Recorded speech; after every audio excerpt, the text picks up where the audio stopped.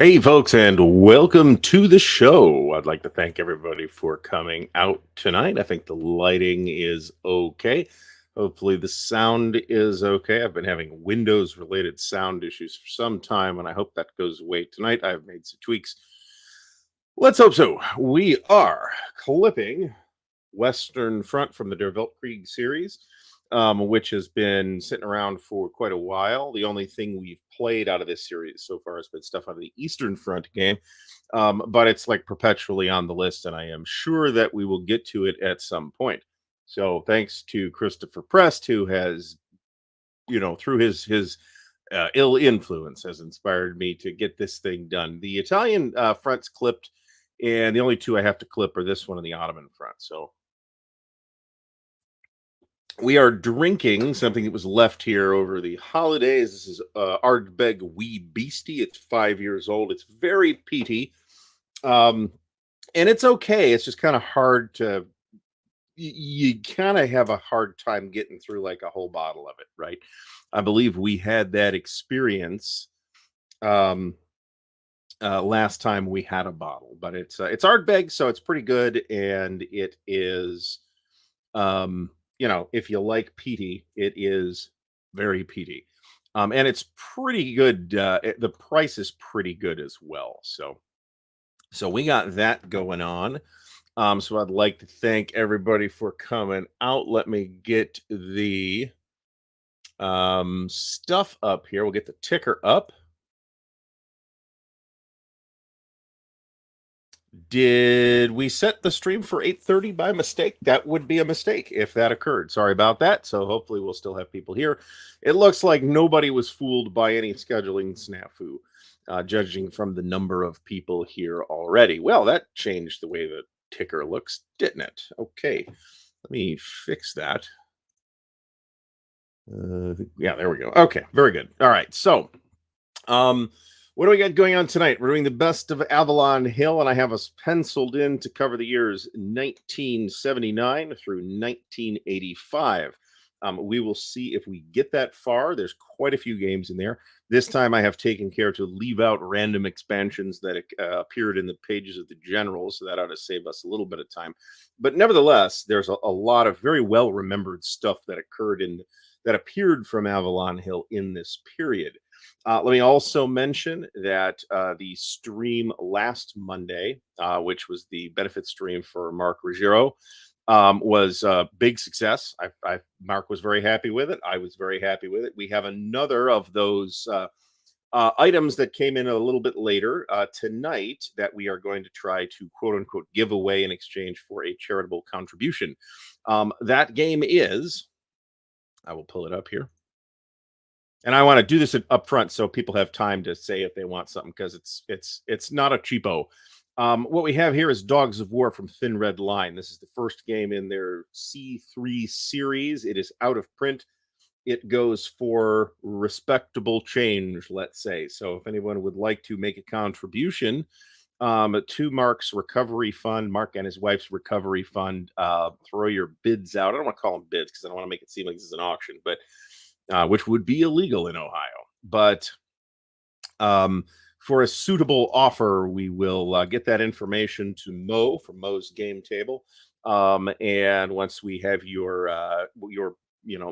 bid is in Mark's hands, we will get that out to you. So thanks, Mo. Big props to him for that. So if I miss anybody saying they want it for X dollars, please point that out in the chat. I will appreciate that, because there's an excellent chance that we will miss it. Tim Zales mentions that Third Winter arrived in perfect condition. Thank you, John Longshore. Awesome.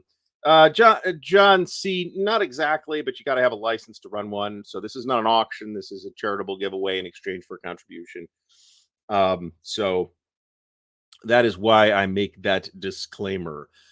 So before we get any further, let's give a warm welcome to, where'd the thing go? Let's give a warm welcome to Alexander Fontaine Rousseau, Andrew Frankie, Beat Cafe, Brent McCabe, Chad Kennedy, Charles Latora, Charles Lenny, welcome to the stream. Chet Bell, Ed Holtzman, Ed Meister, Eric Hansen, GWG Gaming with Garavalia, HUN 644, Iggy Cricktall, the legend himself, Fucko, Jeffrey Wesovich, Joe Okabayashi, John Longshore is in the house, John Stanley, John C. from the sunny Philippines, Kyle Reese, Lee Grant, Meandering Mike, Michael Simon, Mo from Mo's Game Table is, of course, here, Perfidious Albion, Rob Johnson, Sofa Kings, Stigler is in the house, Thomas Wolosin, Tim Zales, Tony Mammal, and Vince Ree. I know that I missed tons of people, so I apologize for that. Lee Grant, thanks so much. Yeah, you're not the only person to suddenly decide they need to have at least one Labatai game.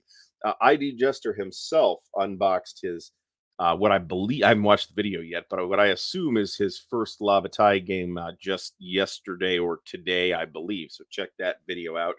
And of course, if you haven't seen it yet, Eric over at Eric's Table Napoleonic Battles has tons and tons and tons of Labatai and Battles of the Age of Reason content. I didn't bring it into the room here with me to show it off, but I did pick up a BAR game as well from a fella down in the Columbus area. So that comes highly recommended. So I'm looking forward to giving that a closer look. We will not be having time to do that for at least a couple of months. So I guess I'll talk about what is on the immediate gaming horizon over here at Ardwulf's Lair. So currently we are in the midst of prepping for our game at Winterfest. That is Vakdam Rhine, the Decision Games Goss Vakdam Rhine. So we have a face-to-face game happening here in the Northeast Ohio area, and we have a Vassal game online that is also a practice game. So we should be in pretty good shape for that game come, what is it, second or third week, I think, of February. After Winterfest, I will be pivoting to Labatai in preparation for the upcoming Buckeye Games Fest. If anybody is interested in attending Buckeye Games Fest and getting into a big game, let me know. Getting into a small game won't be a problem. You'll just have to show up and see what you can get into. There won't be a shortage of those. But the big games you'll need to have arranged to get in, right? And I've already made such arrangements for a few people, but I'm sure more folks will be interested. And that is in April. Buckeye Game Fest. Just Google Buckeye Game Fest; it'll come up. Bear in mind the war room opens on Monday, which I can't remember the exact date now. Damn it! Even though I just looked this up not that long ago. Believe it's April 24th, so it's the last week of April. And you will be able to enjoy a big long game of whatever. And if you want to run a big game and you got people, if people want to sign up, let me know and we will manage that. Now, my email address is in the ticker as usual. Iggy Cricktal, I'm not sure which point of comparison you are referring to, whether it's to Glory and Empire or to Battles of the Age of Reason. So Battles of the Age of Reason is kind of like a fork of Labatai. It's a similar system, but they are not the same system. So I will be better prepared to provide you with more information on that at a later time. Let me put it that way. Don't really have any 3D, like new 3D printing information. There'll be videos on this eventually, of course. But I kind of want to get like a game like done with 3D printing, and that has not yet occurred, even though I've printed quite a few trays. The printer has been running more or less continuously since I set it up, unless it like finished overnight and I didn't restart it till the morning. So hopefully everybody that went to either the Armchair Dragoons digital convention or Winter Offensive near Baltimore, Multi-Man's event, had a good time over the weekend. Registration for Winterfest, there really isn't registration. You can just show up and pay your money, which I want to say is $75 for the whole week. But as a big game focused event, it's a good idea to have like made an arrangement for stuff to play. That said, I do know that there will be a couple of extra people there who will have, just miscellaneous, not necessarily small, but, not entire Front at 5 miles to the hex stuff to play. So, but I don't want somebody like, coming up for, thinking they're going to spend the week playing OCS and the OCS games are all full, right? That is an undesirable situation. So the Alistair Logie asks, how noisy is the 3D printer? I don't think it's particularly noisy. It may seem noisy in the little mini videos I've posted, but that's probably more likely because I'm 6 inches from the printer with the camera while I'm filming it. So rather than that, it is noisy per se. Oops. I think we will be able to get the Americans done tonight, at least on this, and hopefully get into the British as well. I've got plenty of trays, and by which I mean the 3D printed trays. And I think I don't want to say perfected, but I think I got kind of the design down and it's just a matter of scaling it appropriately for the game I'm working on, and or a universal solution would be great. Board gaming user, welcome back. Great to see you back. So let's get started here. Have I missed anything? Yeah, probably. All right. So make sure to follow me on social media. Make sure that you like and the video, and thumbs up and all that. Subscribe to the channel. If you click the little bell icon, you'll get a notification, a YouTube notification, not like on your phone necessarily, unless you have all that turned on. And I don't turn that stuff on. When new content comes out. And at this point, let's get real. Let's say that the Charles S. Roberts Awards has in fact affected the flow of content in a substantial way. Although, kind of doing what I can with that situation, right? There will be a point in the year, a part of 2023, where there will be less to do with that, and that is by design. So let's get started on and see super chats, as we've already seen. Super chats and super stickers are on, and it's a great way to help the channel out. It is a great way to get your comment highlighted so that I won't miss it, which is a thing that occurs. Fucko asks, when can we start ordering the trays? So I have been thinking about that, and I don't really want to clutter up tonight's show with talk about that, but there are like economy of scale issues with it, that I think make it impractical unless I had an actual like 3D printer farm, like 3 or 4 printers running all the time so that I could crank these things out. I don't have an example here, but some of these trays take as long as 20 hours to print. The biggest tray that I've printed, just the base of the thing, took 25 hours, and the lid took another 5. So it's not like I can crank 15 of these things out a day. If I could, that'd be a little different. Like the cost to produce them and the materials cost is very low.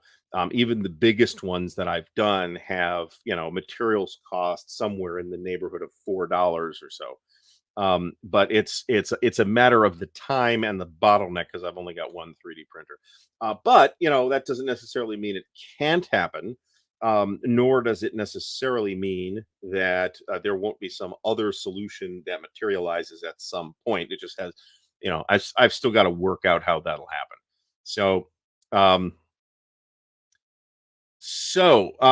Naga Waiga, Christopher, I'm not sure how you want me to say that, so feel free to correct me on any of that. But that's Christopher Press channel. He has been absolutely pounding Der Weltkrieg for some time now. He's doing a great job covering a game that I think doesn't get enough attention. So props to him, and go subscribe to his channel if you have not already. Assuming that you have some level of interest in this particular game system. So let's get started on the Avalon Hill business. We're talking about the Winterfest website. Yeah, that's not exactly a priority. There is a Facebook group. That's probably the best way to get a kind of a handle on what's going on. But even that's not necessarily completely optimal. That is a brigade, not a division. Most of the rest of these are divisions. So, well, at least you won't have to pay for shipping. So, at least we can say that. We could figure that out. The other thing that I'm hitting actually is the size of the print bed limits the size of things I can print, right? And what that's meant is that most wargame boxes, bookshelf wargame boxes, have a footprint that is something like 295 millimeters, and it's just easier to deal with millimeters on all this. And by about 205 to 210 millimeters. Okay, so we're about to start 1979, and if anybody wants to make an offer on Dogs of War for the benefit of Mark Ruggiero, please pipe up in the chat, and don't let us miss it if you do. Eric from Eric's Table Napoleonic Battles is here. You missed, well, maybe you didn't miss it, but we did give you a shout out just now. So, and Eric may or may not be streaming tonight after this show. We'll try and close on time so that folks can hop over there. Yeah, there's really not registration for Winterfest. You just kind of, know it's happening and show up. And I'm not going to pretend that that does not present an accessibility barrier. It absolutely does. Iggy Kriegtal asks, "How does Der Weltkrieg?" Whoops, that's the wrong damn thing. Um, Iggy Kriegtal asks, "How does Der Weltkrieg compare to 1914 Serbian Moose Sterbian and presumably the rest of the games in that series as well?" Those are more detailed games than this. The scale is approximately the same. Divisions, pretty much. Yeah, pretty much divisions, but that is a significantly more detailed game system. This is rather surprisingly streamlined. Revolt Creek is a lot simpler than I thought it was going to be before I bought the things. Right? But Jesus Christ, um, it's a comedy of errors here, folks. What is that? There's a thing. If I tuck my legs under the chair, I'll accidentally flip the toggle that makes the chair recline and then be really, really surprised when the chair reclines. So hopefully we won't be having that. Yeah, I think there are no dates on the Winterfest website. Like I said, it's kind of a low priority. So it's never really been necessary to have a super up to date modern website, and they don't. So the dates are February 17th, which is a Friday, is the first day, and then it runs through February 25th. That is the following Saturday. Those are the dates. So John, it'll be great to see you again there. Glad you're coming. Um, it does not technically go through to Sunday, but I mean I don't know that the hotel's going to throw anybody out that following uh the following time either. Mad Nerd Workshop, welcome back to the stream. Great to see you. And David Imperato Pizza Frenzy Man. I think I got everybody else. So, well, everybody else that has said anything recently, anyway. Anyway, let's talk about and again, pipe up if you are interested in making a contribution with the very sweet and generous prize of Dogs of War. And yes, hit the thumbs up. That'd be great. All right, Wizard's Quest was the game that we left off on last time 2 weeks ago. This is a fantasy game. BGG credits Willis P. Carpenter, Garrett J. Donner, Michael S. Steer, and Mick Ull. The only one of those names I'm familiar with is Mick Ull. Interesting that there's only one American regiment here. Still have some more Americans though. And Hizzy Cat Studios, welcome back. So this is not one that I played or was familiar with. It's got a sort of very fantasy looking map, but not a huge surprise. And this was, kind of in that era of, let me get rid of this, or at least pull it off to the side so it's not in the way. Um, this is kind of in the era where it's obvious to the folks making war games that fantasy and science fiction war games are now going to be a big thing, right? And a lot of the publishers reacted to that in different ways. Some of them, not Avalon Hill necessarily, seeming to not understand that in addition to these new kinds of games coming out that are fantasy and science fiction games, they're also a new kind of game that had not been seen previously. And by that, I mean, of course, role playing games. And we're at 5 years into the role playing space at this point. But nevertheless, both in the case of Avalon Hill and SPI and GDW, we would see a substantial science fiction and or fantasy output from all of those companies pretty much moving forward from here. So pretty much moving forward from about 1977, actually. It took a couple of years for that whole thing to take off and people to start getting the message. But this is not one that I played. I don't know what this runs for off the top of my head. 25 copies on the BGG marketplace. That's rather a lot. And here's a new condition copy in Belgium for 75 euros. I'm just looking for like here's a VG copy. We're taking the conditions here, with a grain of salt, not looking at it. $15. So if you're interested in this, it's not something that goes for $1 million. So it can be had at a very reasonable price. So Wizard's Quest, 1979, and we're gonna exit the 70s pretty soon here. So Next is USAC Auto Racing. This is the official game of the United States Auto Club, which is not an entity that I have any meaningful familiarity with, to say the least. We're going to see a couple, by the way, of what I think are the more interesting Avalon Hill fantasy games and science fiction games coming up. Uh, Probably next time, because we're not going to finish Avalon Hill today. In fact, at this point, it's kind of looking like we're doing a 5 episode run. I will break it up. I don't want to do like 5 weeks of Avalon Hill in a row. But we're probably going to need 5 episodes to cover all this stuff because it's a lot, right? Avalon Hill was around for a long time. They put out a lot of stuff, and their output really did increase as time went on. So, USAC Auto Racing. I have not the slightest idea whether this is good. It does have little plastic cars, which is kind of neat, and looks like a race around the track kind of thing. I can't imagine that this goes for quite a bit more than Wizard's Quest. I can tell you that. So this could be. So it kind of sounds like, yeah, this is like stat cards for the actual drivers. That may explain why this one's a little more popular. That's Stuka Joe. Welcome back to the stream. And he is in Malaga, Spain. Presumably, he is there for Ilbauticon, which sounds like a fabulous event, which I will undoubtedly never get to go to, since there are domestic conventions that I will never get to go to. So, which unfortunately this year at least will where are the 10s? These are not the 10s; these are the 6s. Unfortunately, this year that will include WBC. So every year I talk about going, every year I don't get to go for one reason or another. So it is at a time when it's just, there's a lot of potential conflict. So what can I say? All right, so USAC Auto Racing. I don't have anything to say about this. If you're super into auto racing or auto racing games, maybe this is something you look for. Next up is another sports game, Title Bout, and this one I want to say was one of the Sports Illustrated lines, because this I never played this, but I do have a pretty clear memory of it.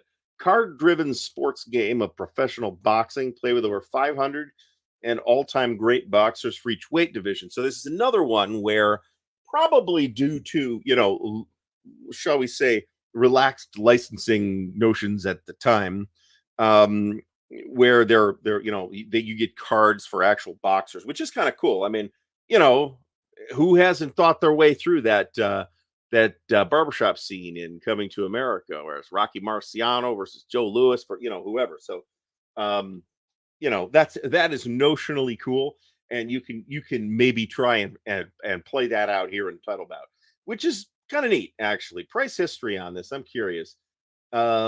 It looks like this goes for as high as $70 in good condition. So this isn't exactly what I would call it cheapo. USD is in orange. The last orange one went for $70. So this goes for a decent chunk of change. So not a cheapo Avalon Hill that you can get trivially easily. Avalon Hill did a lot of games, and and the format on, at least for Avalon Hill, is kind of shifted so that I'm kind of covering everything, right? Or at least all the games, great, right? Not the random articles in the general. Next up is Samurai, and this is a game that I also never. I've seen it on a shelf, but I've also never played. And this is another one of the acquisitions from Battle Line. Designer Dan Campagna, Arnold Hendrick is the name some folks will probably recognize. And it is pretty much a Conquest of Japan type of thing.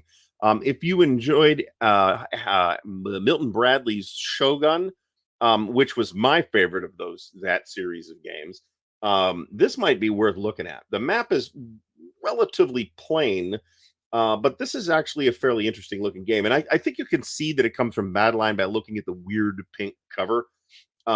This is another one that does not seem to go for big change, which is always nice. Kingmaker in Japan is probably not such a bad comparison. Wow, that tastes weird. I don't know that it's like mechanically the same as Kingmaker. I'm willing to be corrected on that. It's much more counter heavy than Kingmaker was, to my recollection. But I think calling it Kingmaker in Japan is probably not wildly inaccurate. Or at least let me rephrase that. I think it probably gives you a good expectation as of tone, but not necessarily a good impression as of mechanics. Sukujo asks, "Who is the publisher of Land and Freedom? Is that the Dietz Foundation? That's the upcoming game about the Spanish Civil War. I forget who the publisher is of that."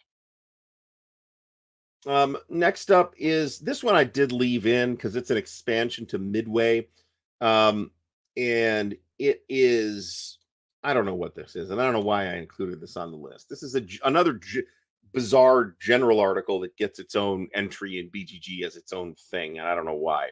But it is a tack on to Midway, which we have already covered. So let's move on. Naval War. This is one of the little mini box Avalon Hill games. Um, and it is Stuka Joe. I just picked up at Compass Expo. I picked up Crusade and Revolution, so I'm looking forward to getting into that. That's probably going to end up being my go-to game for the Spanish Civil War, and I do own more than one. But playing it out in Europa seems like an unappealing idea.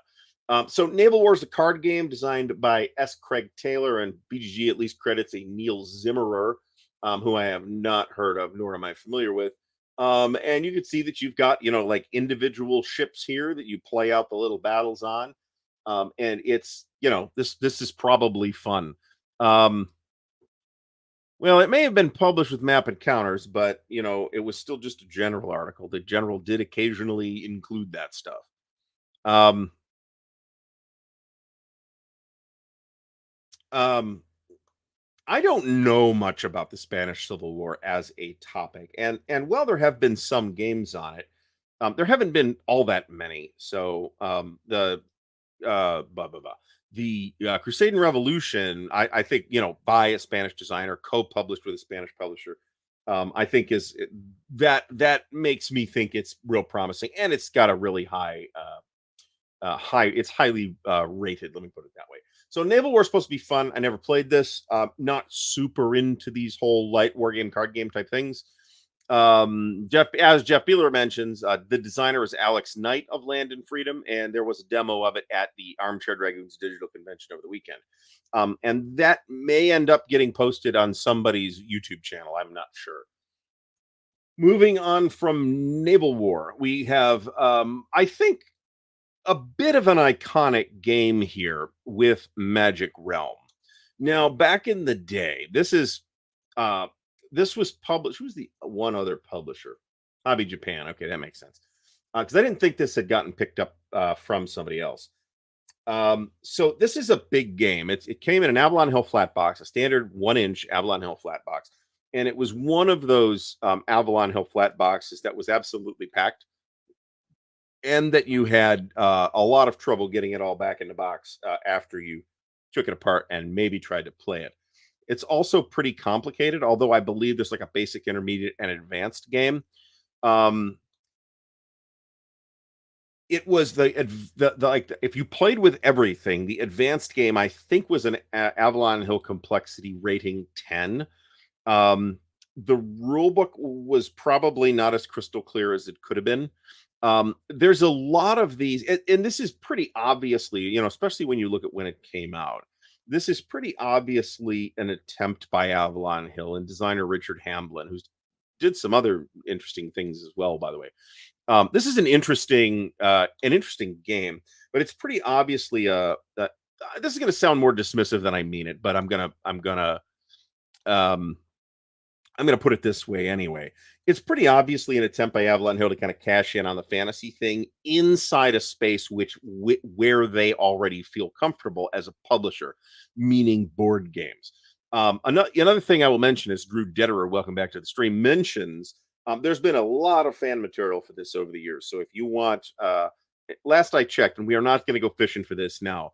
There's actually a lot of fan material on this, including new rules, like as in like a new rewritten rule book. Um, and there's also, let's try and orient here. There's also, I think, everything you need to construct a print and play version of it as well. So if you feel like doing that, and I'll be honest, print and play sounds like a fabulous idea, but every time I have even thought about it, I'm like, whoa, what a pain in the ass this is. So I'm not doing that. I feel like at this point that somebody would have redone this. But if you think about it, there's a lot of very similar games floating about, right? In that it's kind of an attempt to do D&D as a board game, and we have a lot of games that attempt to do D&D as a board game. Now, I may be selling it short a little bit in that respect, but it's one of a number of games, a couple of which we'll talk about tonight, that still look pretty neat, and people still like them, and people still play them. But if they were designed today, no designer in their right mind would design this kind of game in this way today. Now, you could take that as good or bad. Um, John, I thought about talking about this Wizards of the Coast situation, and then I decided, I really just don't want to deal with it again. I've been into it on Twitter, so if anybody wants to see what I think about it, go ahead and follow me there. That'd be great. But um, I don't really want to clutter up this stream with that. If all goes according to plan, we will have an RPG stream next Sunday, and we will talk about this at that time. So I do not propose to go into the Avalon Hill licensing slash PR disaster tonight. That said, um,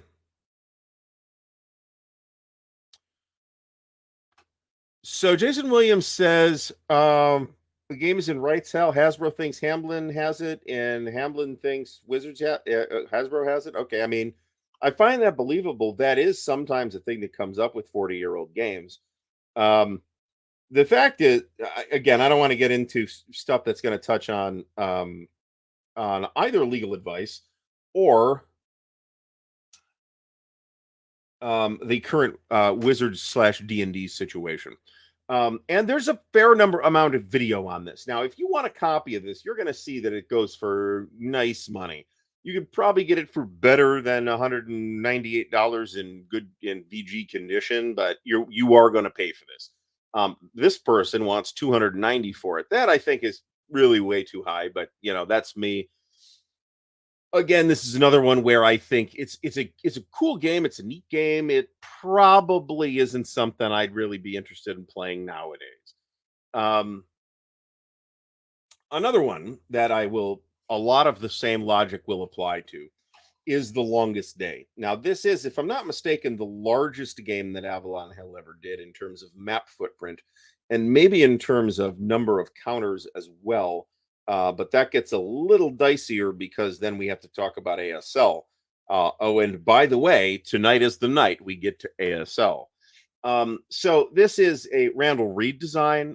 This is a pretty fondly remembered game. It's real big.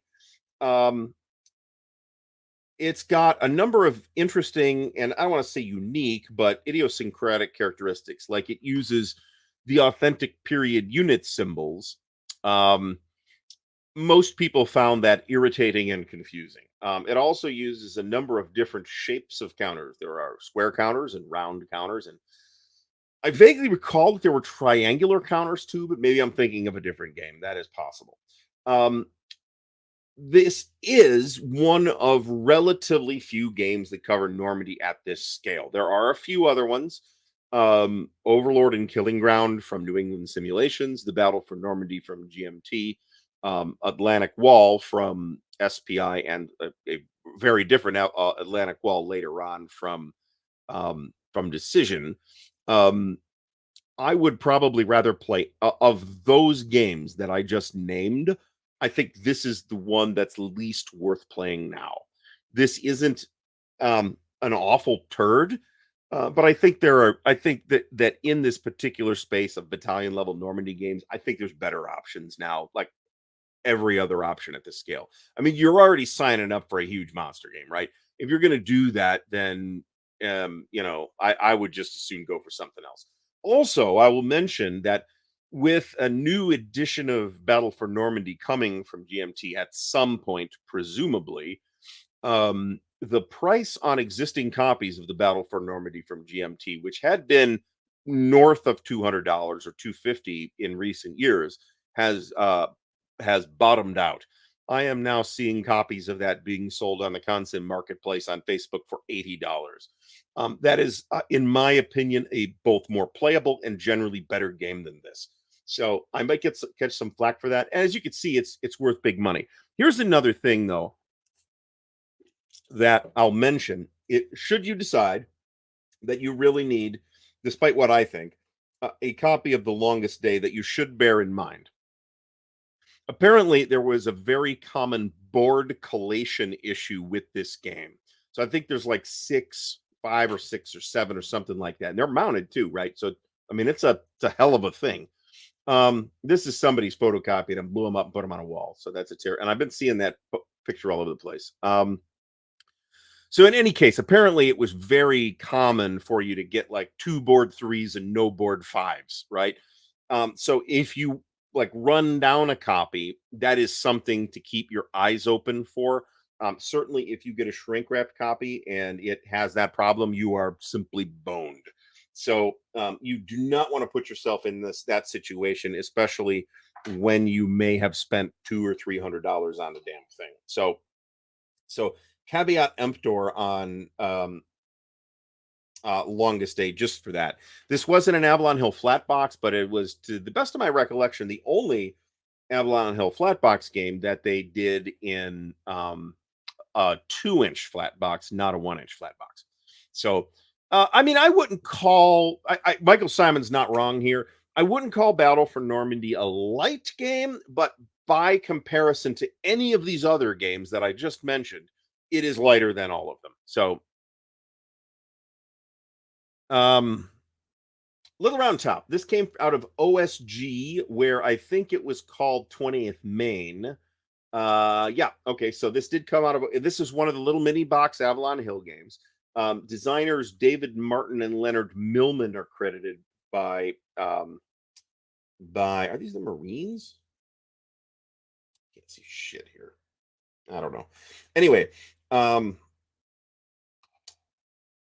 this is one of the games that Avalon Hill picked up from Operational Studies Group back when Operational Studies Group was doing stuff that was not just Napoleonic. And that's not meant as a slight on OSG. I mean, make what you're good at making. That just makes tons of sense. I wish other publishers would stick to that maxim.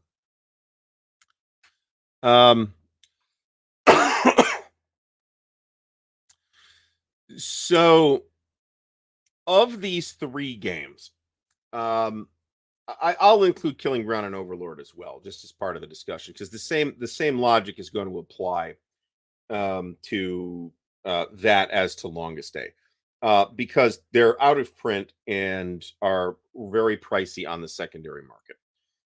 And frankly, that's a factor, right? I mean, yeah, if you play it and you like it, it's probably worth the $300 or $400 you may have paid, bearing in mind that you're going to get a lot of potential play hours out of it. But that's a big if. So of those 4 games, and I'll also mention that Goss Atlantic Wall is an order of magnitude more complicated than any of the other games that I placed into that category. So bear that in mind. Assuming you are okay with that, Goss Atlantic Wall, frankly, is a great game that has some significant issues. I think the gameplay is great. Once you get past the beach landings, the beach landing minigame really kind of sucks. And is this one that nope, it is not one I can use. This one. So of these, I mean, the one I most strongly recommend is actually the Battle for Normandy. Little Round Top, anyway, is it's a game about Little Round Top at the Battle of Gettysburg, and it's one of the little Avalon Hill mini box games, which you'll be able to see right here. It is very compact, as you would expect for a mini. We are now embarking upon the British. So let's see. And these aren't their final trade destinations, but we're going to have to figure that out. a lot of what's left in Goss Atlantic Wall, but beyond oddly enough, the air landing mini game is fine. It takes kind of a while to do, but I always enjoyed doing the air landing mini game. The beach landing mini game is just a slog and it sucks. It's not fun. It's not engaging. It's not anything positive. It is just a giant load of work added to the front end of the game, and in addition to that, and maybe even more problematically, Goss Atlantic Wall does not have a June 7th scenario. So you're either generating your own June 7th scenario at the battalion level, and if you're capable of doing that, great.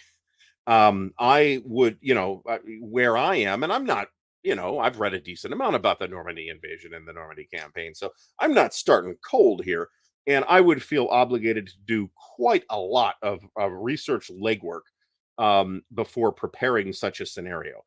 The game should have provided that so that you had the opportunity to just skip the bullshit um, beach landing mini game and start on June 7th. That would have been a perfectly fine and acceptable solution. And starting on or around June 7th, once you get off the beaches, I think Goss has a lot going for it. While you are still on the beaches, the beach mini game is going to be a boat anchor around the game's neck. Anyway, I'm going to see. Let's try and catch up to the chat here. So, Jed Kennedy mentions that OCS cross channel attack is coming. That is true, but it is not the next OCS game in the pipeline. The next OCS game in the pipeline to hit pre order, at least from what I'm hearing right now, will be Crimea. That is coming pretty soon. There is the OCS Luzon game that will be along at some point. I'm not sure if a decision has been made as to how that's going to be published. So, anyway, Little Round Top is one of the acquisitions from back to this. Little Round Top. Somebody asked about something else about OCS here. The Duck Overlord. Invest in OCS. I assume you mean the Third Winter or the Second World War Balkan Fury. Okay, so Balkan Fury is quite compact as far as footprint is concerned. It is a smaller footprint than the Third Winter is, map-wise at least.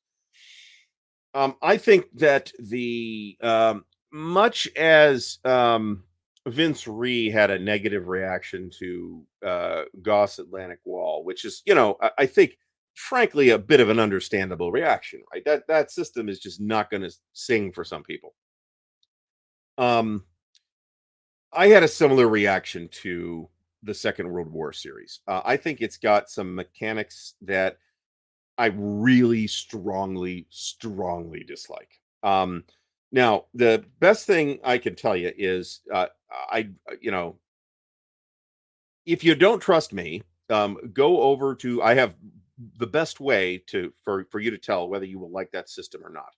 Doug over at the Tabletop's Edge has done several videos, 2 or 3 videos now, kind of walking through parts of the mechanics to the Second World War series. Go watch those. And if it seems to you that that is a system that you will like, then maybe go for that. I will say that the player community for OCS is much larger. You will have much less problem finding people to play it with. But that aside, and there's vassal modules for those games too for Second World War. But they do them themselves, and you got to get them from them. Whereas you can just go download the OCS vassal modules yourself from the vassal website. So, speaking personally, I would prefer to not play the Second World War. I think it is an attempt that I have to say is a valiant one to kind of take Europa's basic assumptions and make them work. And I do not think it is successful in that or as a game system on its own. I really did kind of want to like it because I am admiring of what they're trying to do. But I don't think they fixed any of Europa's fundamental problems, which largely stem from its terrible choice of scaling. And it added a lot of additional legwork and fiddly bits that I think are undesirable. So let's move along from Little Round Top. Here's another one that came from OSG. This is Joe Bizio's The Legend of Robin Hood. And this is another one that I've never played, but I think this was a little mini box game too, if I'm not mistaken. It totally was. And in fact, I think this is the one that we looked at last time or the time before. Old Lady Plays and Vicky, welcome back to the stream. Interesting that I'm doing that. Okay. Okay. Andrew Frankie says that CSWW has some quality control issues. I'm not sure. I think I know what you're talking about. I'm not sure I'd put it that way. But a lot of people have said negative things to say about the counters being really thin. And given the price of those games, I think that's a reasonable complaint. However, that is not something I'm inclined to beat them up over. Their counters are thin because of the process that they use to print them.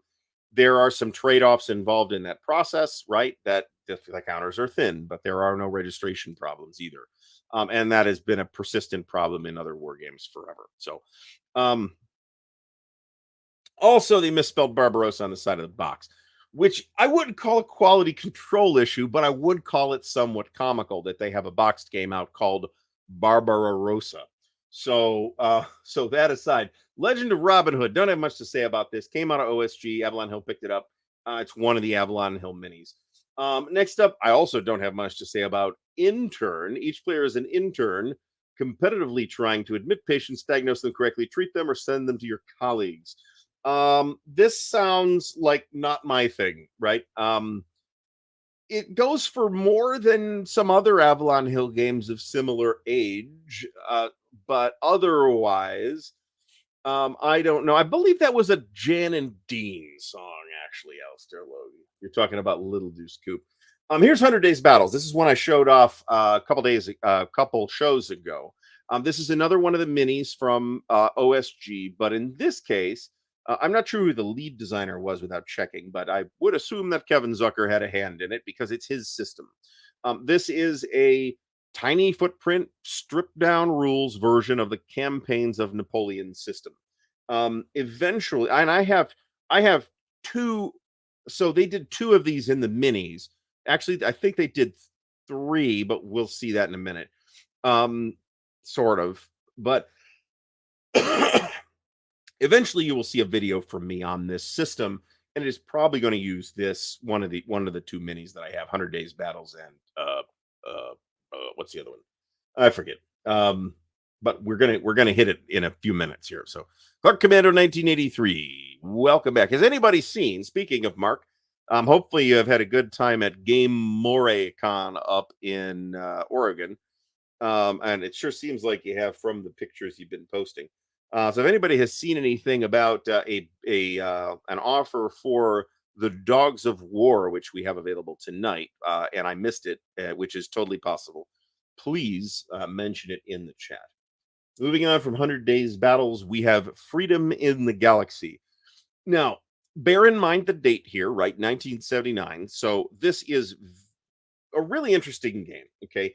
Credited designers on this, and this I have checked, is Howie Barish and John Butterfield. And this is another one of those Avalon Hill games of this era that is, if somebody were doing this now, they would come up with something that looks much more like Star Wars Rebellion than it looks like Freedom in the Galaxy. But for the exact same reason, I would rather play Freedom in the Galaxy than Star Wars Rebellion. I think this is a really neat game. There's like an entire background book providing a sort of sketch of the galaxy and the characters and the technology and all this other stuff. It is very much Star Wars with the serial numbers filed off and a fresh and not entirely opaque coat of paint applied to it. No one was fooled. But I again, nobody would design a game like this nowadays. It's very wargamey. It's very complicated in terms of the kind of thing somebody might design now. But it's also pretty unique, right? I mean, the only thing really comparable to this is Star Wars Rebellion, and you're going to get a much more modern experience out of that than you are out of this. That said, even today, I would rather play Freedom in the Galaxy than Star Wars Rebellion, which is not to slight Star Wars Rebellion. but I, just don't want to play it. So, I am doing this right. Yeah, I think so. Um, this was a release by SPI that was sold off to Avalon Hill. Avalon Hill released it in their own version, which is basically identical, except that the counters, the maps, and the cards are all inferior to the SPI ones. The books are of comparable quality.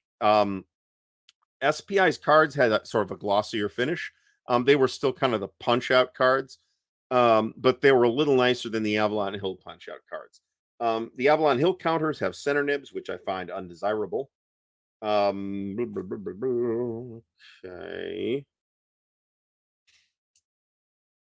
These are cores, actually. The Avalon Hill counters have center nibs, which are undesirable. And this was in the era when Avalon Hill was doing those like mounted maps that weren't exactly mounted maps. They were like pasted directly onto cardboard, and then that cardboard would then warp.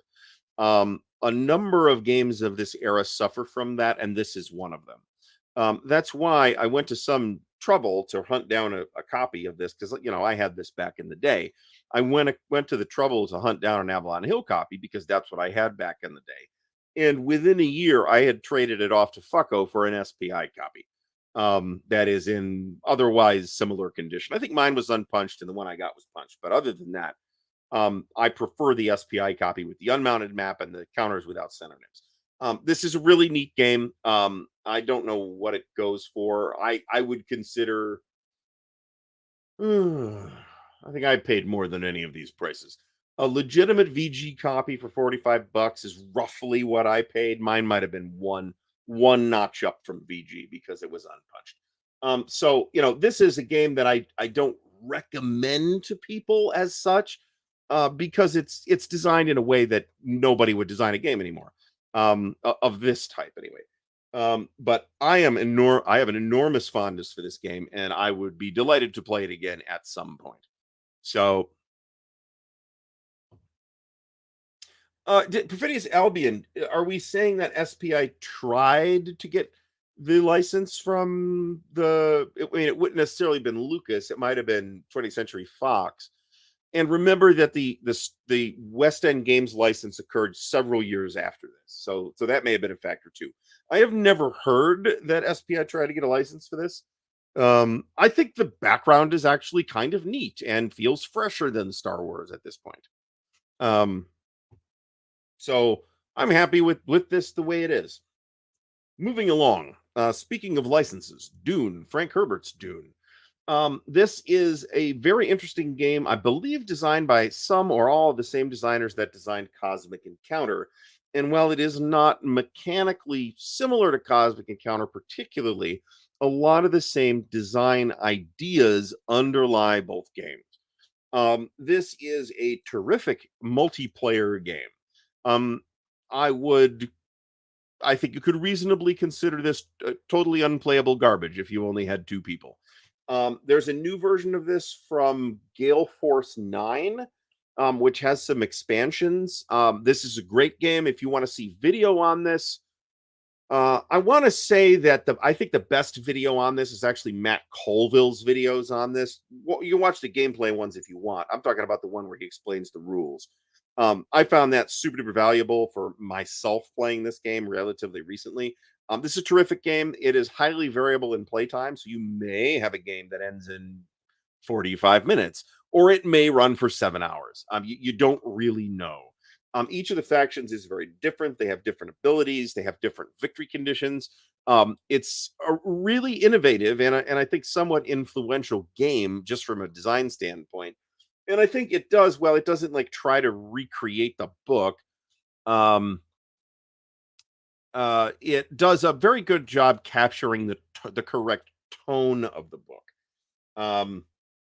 You're not going to like replay the events of the book on the map of Arrakis here in Dune. If you're going to get this, I mean, run down an Avalon Hill one if you want. This person in the UK wants £200 for it. They're never going to get that. Prices on this went down, like way down when the Gale Force 9 version came out. I would buy that one. That is the one I have, and I am perfectly happy with it. I included this for some reason. Crescendo of Doom. I think we covered Cross of Iron last time. This is the second quote unquote gamette for the squad leader system. This one adds the British and apparently the Polish and the Belgians and the French. It looks like, yeah. So old school, right? Great Roger McGowan cover. There's folks to this day that prefer squad leader to ASL.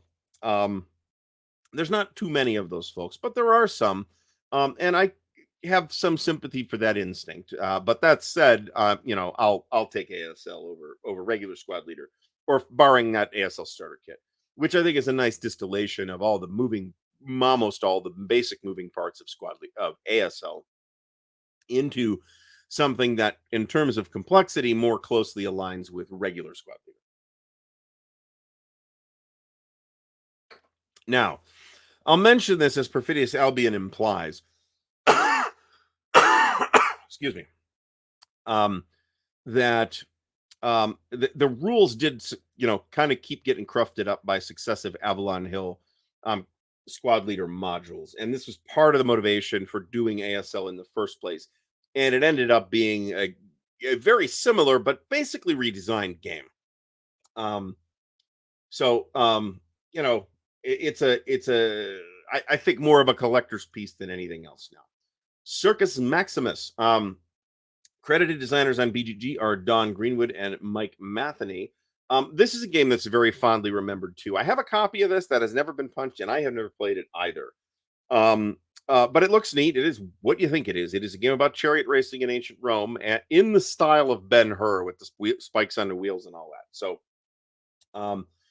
So bear all that in mind, and it's supposed to be a hoot to play. It's also supposed to be a little more complicated than maybe it should be, and I find that believable. Which is why Dean Essig did a sort of stripped down chariot racing game called Circus Minimus.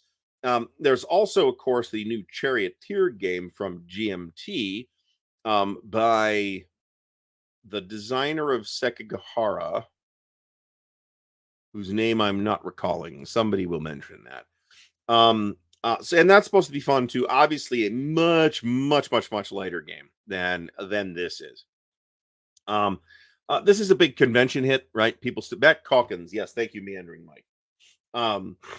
This is a big convention hit. At least it was for a long time, where you'd get people at 10 p.m. at night playing out their chariots and stuff like that. That sounds great. So well remembered game. The People's Almanac Book of Lists games, based on the 1970s bestseller, The Book of Lists. One player has a card with several partial lists, and this sounds like it's trying to cash in on something similar to Trivial Pursuit, but this did not take off, and in fact can be gotten for $5 here in the US. So let's move along. This one will require some explanation and some confusion, because this is the 1796 to 1798 campaign. I think this is that period. So Napoleon's campaigns in Italy in 1796 to 1798 are an interesting topic. Kevin Zucker has done 3 or 4 different iterations on that, and this is one of them. If we look at versions on this, you'll see that alternative names Battle for Italy, and that is in fact the Battle for Italy that I showed you last time, this little Avalon Hill mini, okay? But the OSG version, and they did change the names of several of these, is called Arcala. But in addition to that, there is another game in this, and these are both campaigns of Napoleon series games, right? In addition to this, there's one called Bonaparte in Italy, which has had 2 separate editions, and they're really 2 quite different games. Both of those were from OSG. One of them is a 1-map game, and the other one is a 3-map game. And I actually took the trouble to run down the 3-map version, and hopefully sometimes we will, at some point, we will actually be able to get that to the table. So, Mark, thanks for stopping by. Continue to have a great time and have safe travels back home.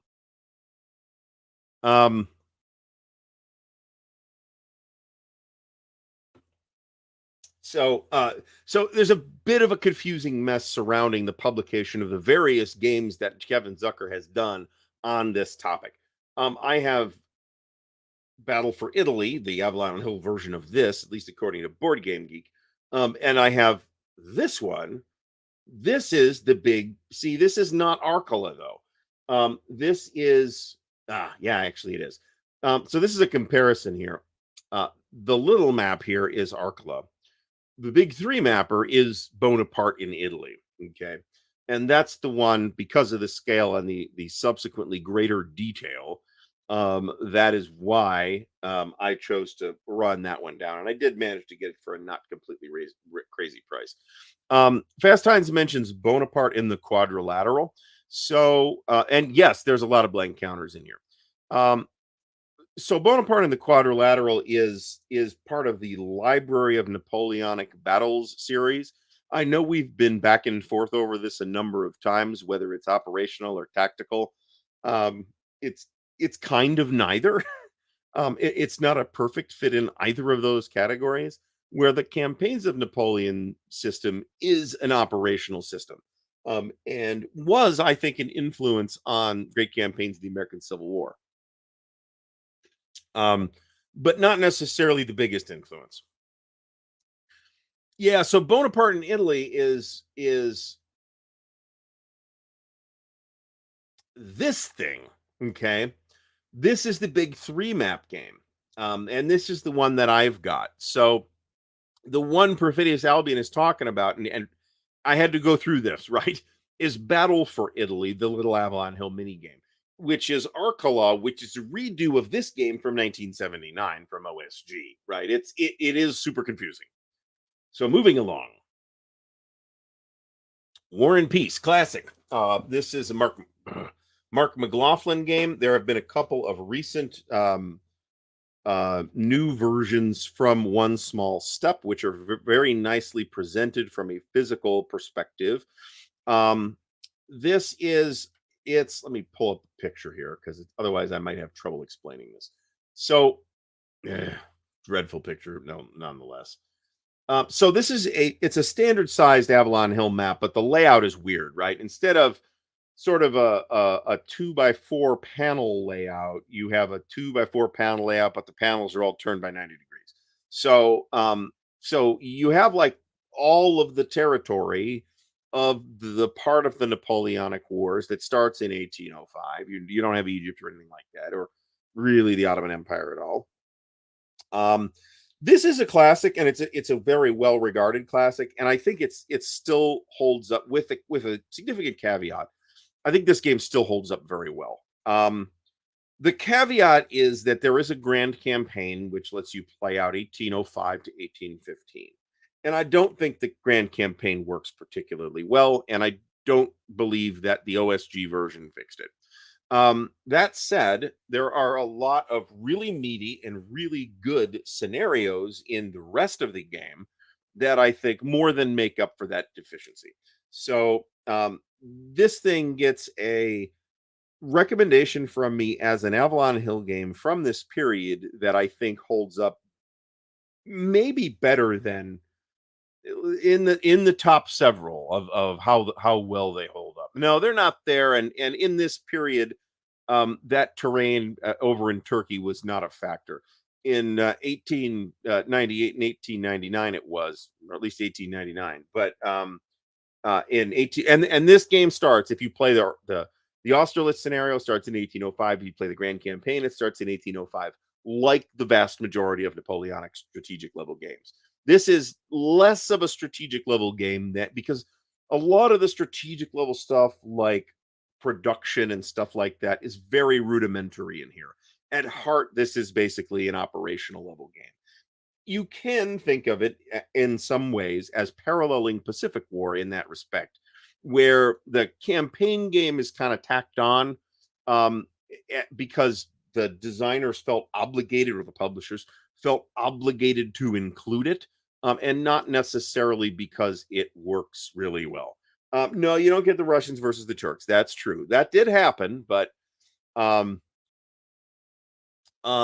that's not on this game. So But most strategic level Napoleonic games don't cover that. So there are the exceptions to that are kind of rare. So I don't want to fault War and Peace specifically for that. Um, Adam Misnick likes the graphics on the old Avalon Hill War and Peace better, but it has different geography problems than the new game's geometry.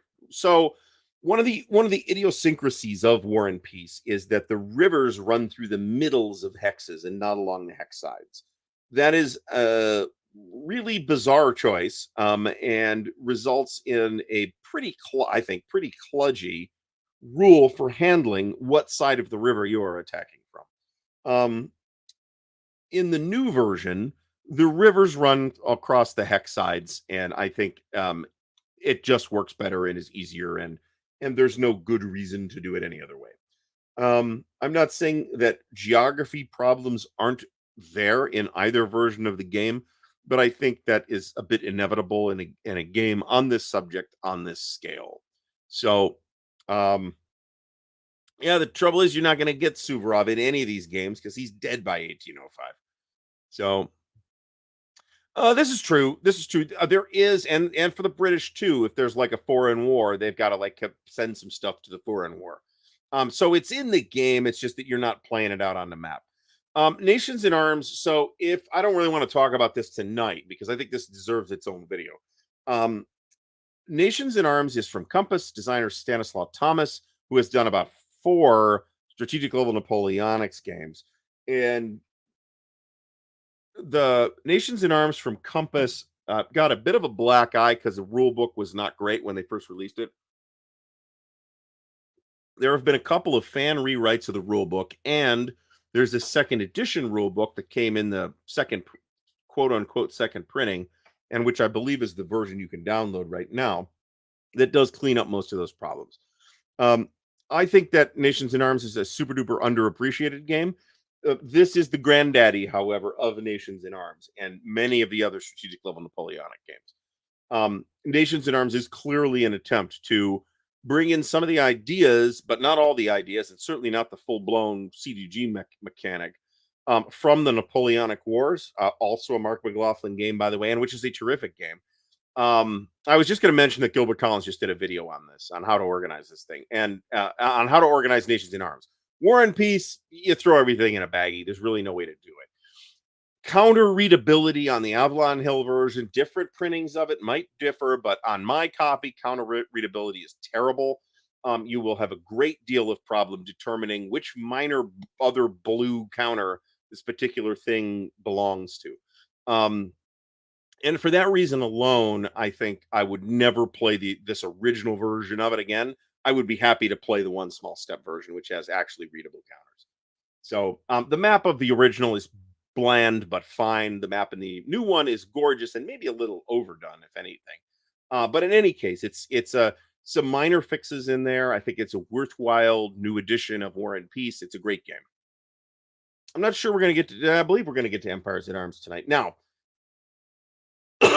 we got to talk about Titan. Designers Jason McAllister and David Trampier. You'll recognize Dave Trampier as one of the not original necessarily, but very old D&D artists. He did the iconic Player's Handbook cover.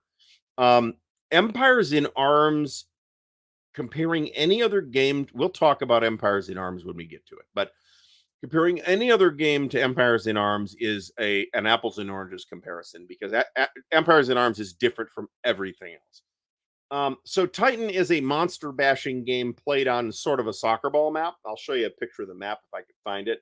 It was redone by Valley Games in a very fancy looking edition, but I have the original one and I'm keeping my original one because it has the Dave Trampier art. And you basically like build monster armies and fight other people's monster armies out on these battle boards. It's quite a neat game. I would happily play it again. I will absolutely say that it takes longer to play than it should. Again, like a lot of these old Avalon Hill games. But they picked this up from the designers. That was Gorgon Star Games. That was basically, in this context at least, that was Trampier and McAllister. This is the original box version, and it's in like a pizza box type of box. I'm pretty sure they got the pizza box people to print this box for them. And yeah, it's a fistfuls of dice type of system, but that is completely okay with a game like this. This is a lot of fun to play. It takes too long, but other than that, it's a lot of fun to play. And it doesn't sag after an hour and a half like say Talisman does. All right, so Titan, also a terrific game. The Mystic Wood. This is one that I think doesn't get a lot of attention nowadays. Designer Terrence Peter Donnelly, who I think has some other credits to his name. I could be wrong, but somebody wants $105 for it here in the US. And there's some video on it. Marco Arnaudo did a video on it. This may be a bit of an attempt to capture something like what Magic Realm does, but maybe without quite as much overhead and stuff. This did come out of Ariel originally. And we look at versions here. There's a 1980 Gibson's edition and a 1980 Ariel edition. I'm not sure which was first, and then Avalon Hill picked it up with a maybe not the greatest cover I've ever seen, but it's it certainly was not out of step with the fantasy art that was appearing on fantasy games at the time.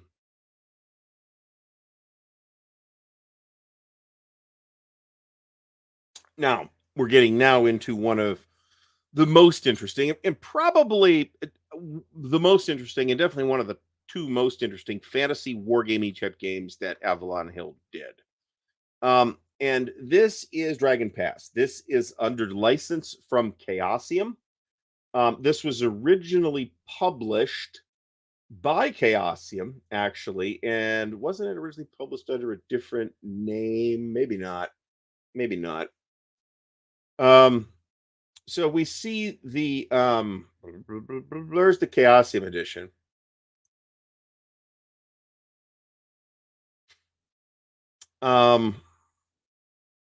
Yeah, okay. So this was originally published as White Bear and Red Moon from Chaosium, and it was one of their very first products.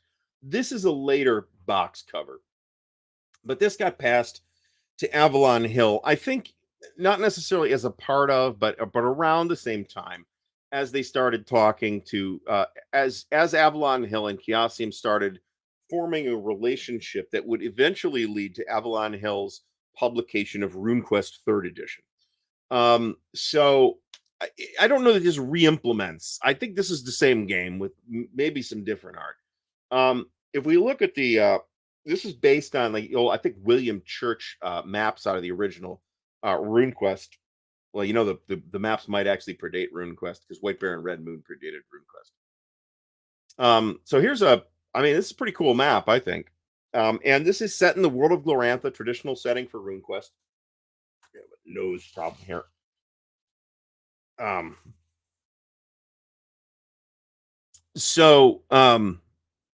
A pretty interesting game, contains a ton of Glorantha lore. This, along with Meandering Mike mentions Nomad Gods. Nomad Gods was like the second game in what was supposed to be a trilogy, and the third game never appeared. And I think it's because Greg Stafford really just couldn't make it work. But that's kind of what it sounds like from what I hear out of the RuneQuest folks. But like a lot of the lore and stuff in these two games didn't get reprinted for years and years and years, and this was where you had to go to get this stuff. So this is one that's, I don't know if it's on the list, but it's one of those Avalon Hill games that I would kind of like to have. I'd rather have it in the Avalon Hill version than the original Chaosium version in my case. You could see that it's going for decent change, which is why I do not have it. And it's not like it's a high priority, right? Hey man, this was in the very early years of when they actually had more than 4 colors to use at the printer. So they were probably just like woohoo, literally like kids in kindergarten. They want to take advantage of all the new colors. Now I cannot speak to how interesting this is or how well designed this is as a board game on its own terms. My guess is that Doug's probably right. It's not as though Chaosium was particularly robust war game publisher, although they did do more war games than you might think back in this particular period. And they actually did a set of, I think, Napoleonic miniatures rules too at one point. Um, but it's an interesting looking game visually. It's neat if you're into Glorantha, and that is why it is highly collectible. By the way, it's not because of necessarily its virtue as its own game. All right, Devil's Den. This is pretty much what it sounds like, and this you might feel like this looks a lot like the Gettysburg that they released in the '80s too, and I don't know if the artists were the same, but it's definitely a similar map and counter design. I think they evoke the same atmosphere, in my opinion. Um, this is a game, according to Board Game Geek, designed by David Martin and Leonard Millman. I don't really know much about this. Charlie Kibler might actually be the common factor in the map counter design here, actually. Rating wise, it's not doing too bad. There are lots of folks that like this. This also came out of OSG, by the way. And if we look at versions, we'll see the original version, the original OSG cover, which looks a lot like an OSG cover.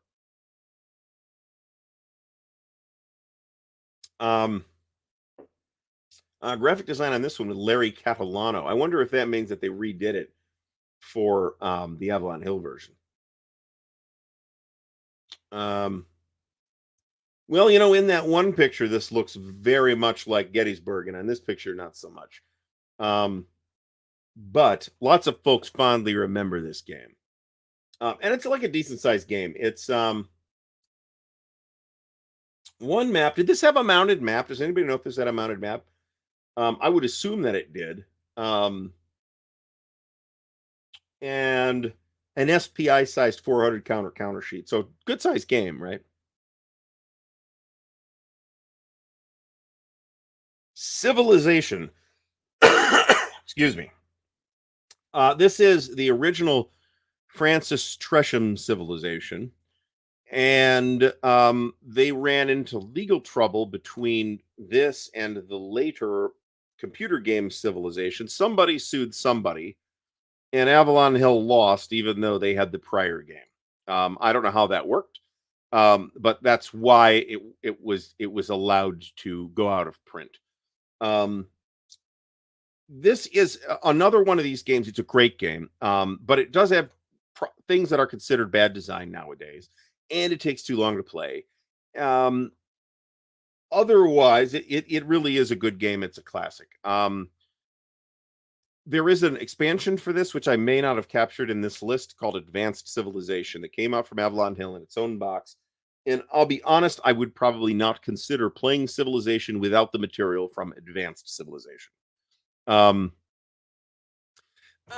This is, if everybody knows what they're doing, yes, this can absolutely be true, that it can take 4 to 6 hours with all the players. And this accommodates up to 8, by the way. So there are some new versions of this that are like not officially new versions, but they're new versions, like Western Empires and Eastern Empires and Mega Civilization. And I don't know how the licensing worked out at any of that. But those will accommodate as many as 18 players. This will accommodate up to 8. Now, this says 2 to 7, but I've played it with 8. So, again, with Advanced Civilization. Once Advanced Civilization came out, you never wanted to play it without it again, in my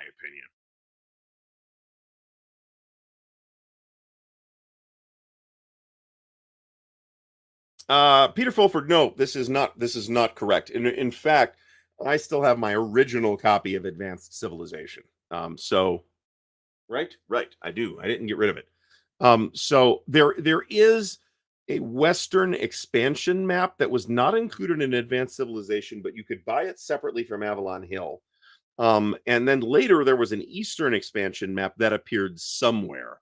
The John Longshore calls Mega Civilization Mongo Civilization, which would be an awesome licensed game, actually, if the whole thing was set on the planet Mongo.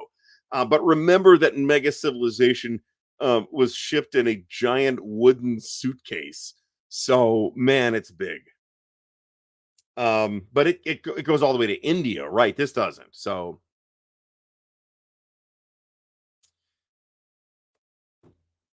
Yes, Doug's right about this, but also Avalon Hill ended up taking their game out of print over it, which is regrettable because it is a classic. It's a great game. If you have the chance to play this it's a good convention game because it's not like it takes 3 days, but it takes longer than a lot of people are necessarily willing to sit still for. So, if you can play a 7 or 8 player civilization game at a convention, that's something that's worth doing. We finally get to. I need something to drink here, man. My throat is ravaged here today. All right, we finally come to the area impulse games. I got flack on the previous videos, and like, why didn't you cover the area impulse games? I'm like, because they didn't start coming out until 1981, and this is the first one, Storm over Arnhem, 1981 by Courtney Allen. This is the first of the series of games that's called the area impulse games. I have never played any of them. However, they have been persistently popular and persistently influential. And we continue to see games using this basic structure, even like literally down to this year, assuming we get to see Storm over Jerusalem this year from MMP. That is the same system. Monty's Gamble Market Garden, that uses a similar system. Storm over Stalingrad, there's a Storm over Normandy, which I think appeared in a special ops, but I could be wrong. So this is a very popular system, continues to be very popular. I can't speak much to it. Uh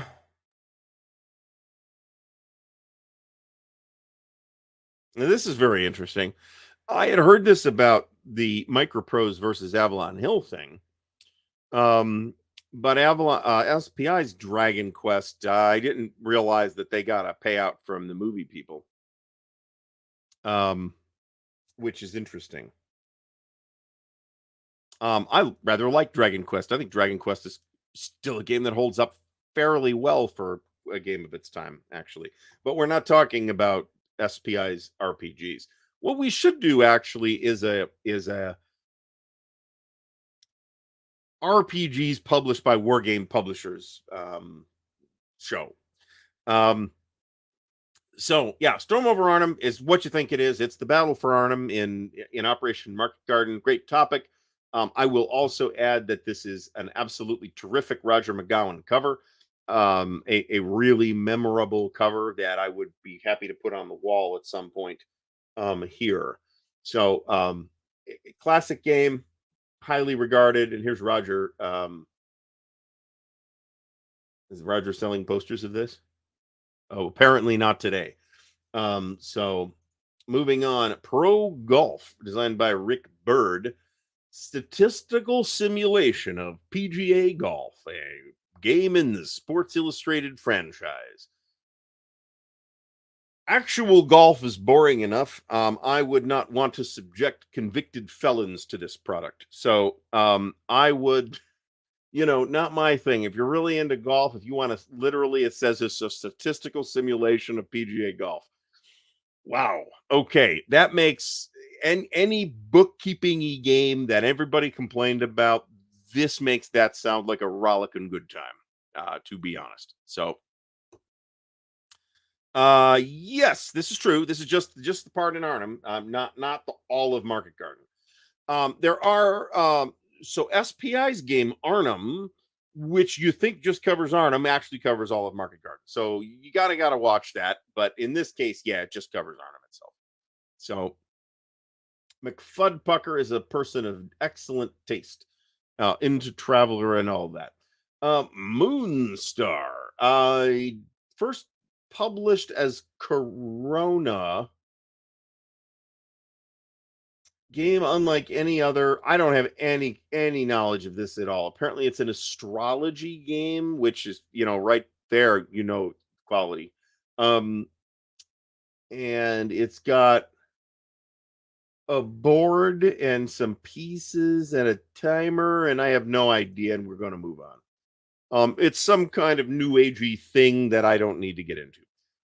Hitler's War. This is, I think, a really interesting design. If you want to see more on Hitler's War, Callendale has done a Callendale treatment of it. This originally came from metagaming. It was, I believe, in their little mini box game, and when I show you the map, you'll understand that that's the case. Because this is on a scale unlike any other, right? It's a hex map, but you got like France is like 11 hexes, and Germany is like 12 hexes. And it's a really oddball scale. That said, this thing apparently takes like 20 hours to play. And I find that very interesting. And not in a way that is a backdoor way of me saying I would really like to play this. I think if you're going to invest that amount of time, I think there's better choices than this. For a game at this detail level, I think there's better choices than this.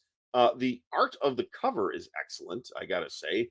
But it's very, very late 70s, early 80s, but it's a good cover. Um, it's just a real oddball scale is the thing that strikes me. And like I said, if you want to see more about this, go check out what Callendale has to say. Apparently, some of the mechanics are actually fairly novel. Mike, I might be misremembering that statement because this is another one that I haven't played. So, and do you feel okay buying walking that up to the counter? That is a question that you maybe should ask. I'm not sure I'd feel okay getting it in the mail. The Guns of August. This is a Rabema, and designer Frank Davis gets credited by BGG. I will let Frank, who might even be here tonight, weigh in on his contribution to this. So this is a classic. It is again an Avalon Hill game that takes quite a while to play. As in, like, maybe you can get this done in a long convention weekend, and maybe you can't. Um,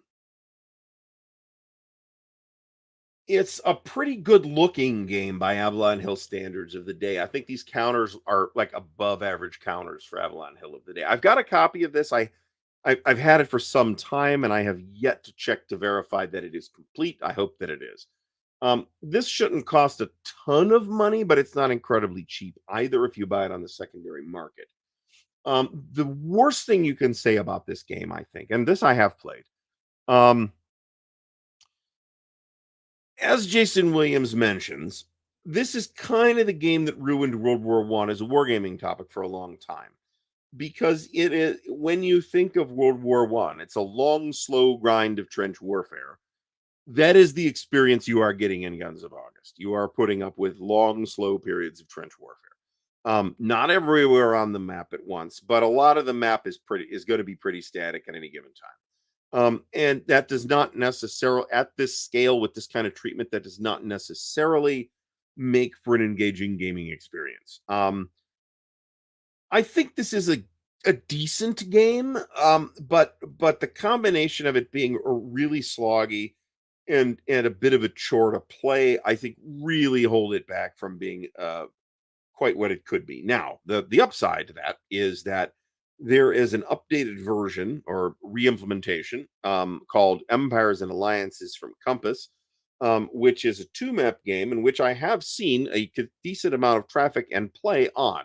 So there are still people that like this game. Map's not too bad for its era either, frankly.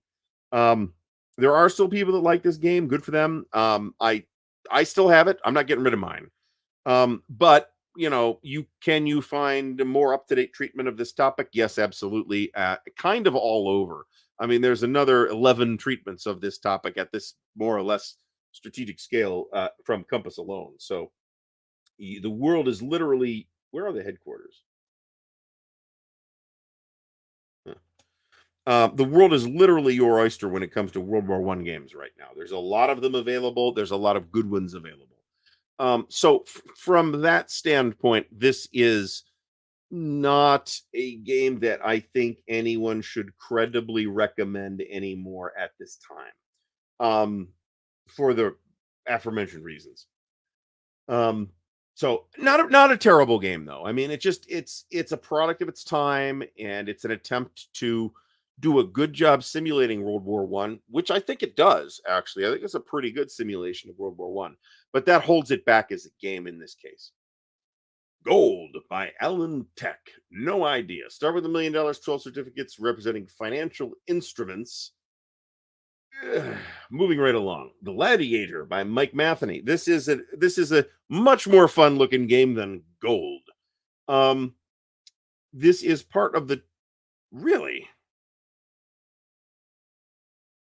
apparently this was part of Circus Maximus at one point when it was done by Battle Line, and it got busted out as its own thing by Avalon Hill. According to BGG, I'd never heard that before. That is very, very interesting. This was I believe, in a 1-inch box, and it's kind of a card thing. I believe I might be wrong. No, I'm full of shit. Those are like stand-up miniatures, not cards. Very much of a piece of Avalon Hill memorabilia here, and it is in the 1-inch box. I did remember that correctly. It's gladiatorial combat. I don't have a particularly strong position on this. It's probably fun though. Down with the King. This is another one of the fantasy games. In this case, it claims to be a political game, and it kind of looks similar in approach in a lot of ways to Freedom in the Galaxy, actually, except it's a fantasy game, but it kind of gives you like some like material to hook into, right? Um, it looks kind of interesting. I've never played this. It's got a good cover. I think this is a good cover. I think this cover holds up quite well, and tonally probably sets the right tone. This calls it a role playing game, which is not accurate, but and apparently this is not a high priced collectible either. Here's a allegedly like new copy for $25. So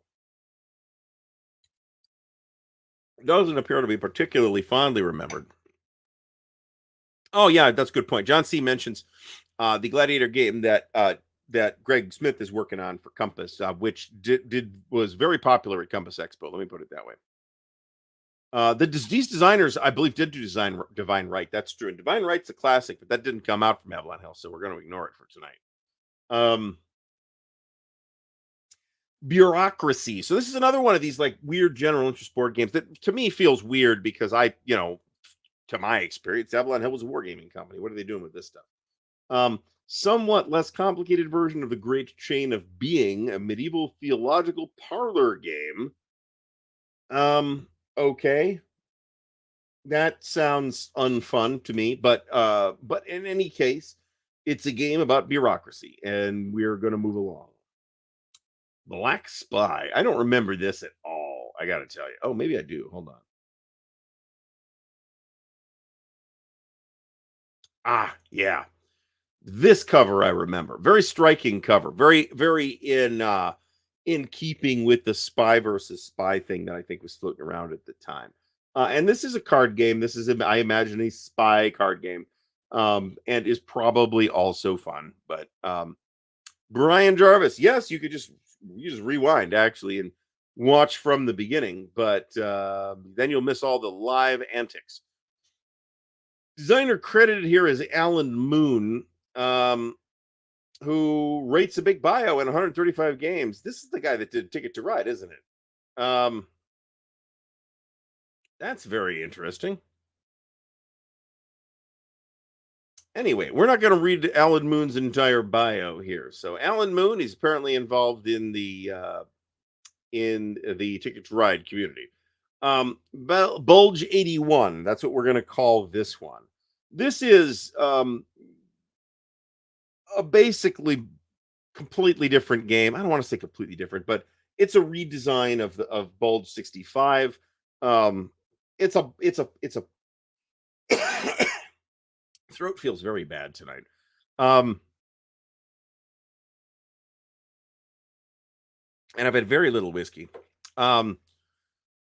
This is a perfectly serviceable Bulge game. I don't necessarily have a good point of reference to compare it to Bulge 65. However, I will say that either the designer or the developer of this was Bruno Senegalio, who is one of the foremost Bulge experts out and about right now. And for that reason, I think this thing is probably worth a look. Much less if you've played Time for Trumpets or Bitter Woods, on whom I think Bruno was either the developer or the research guy. But he's not the designer. Randy Heller was the designer of Bitter Woods. But this is Bruno's game, and apparently with Mick All.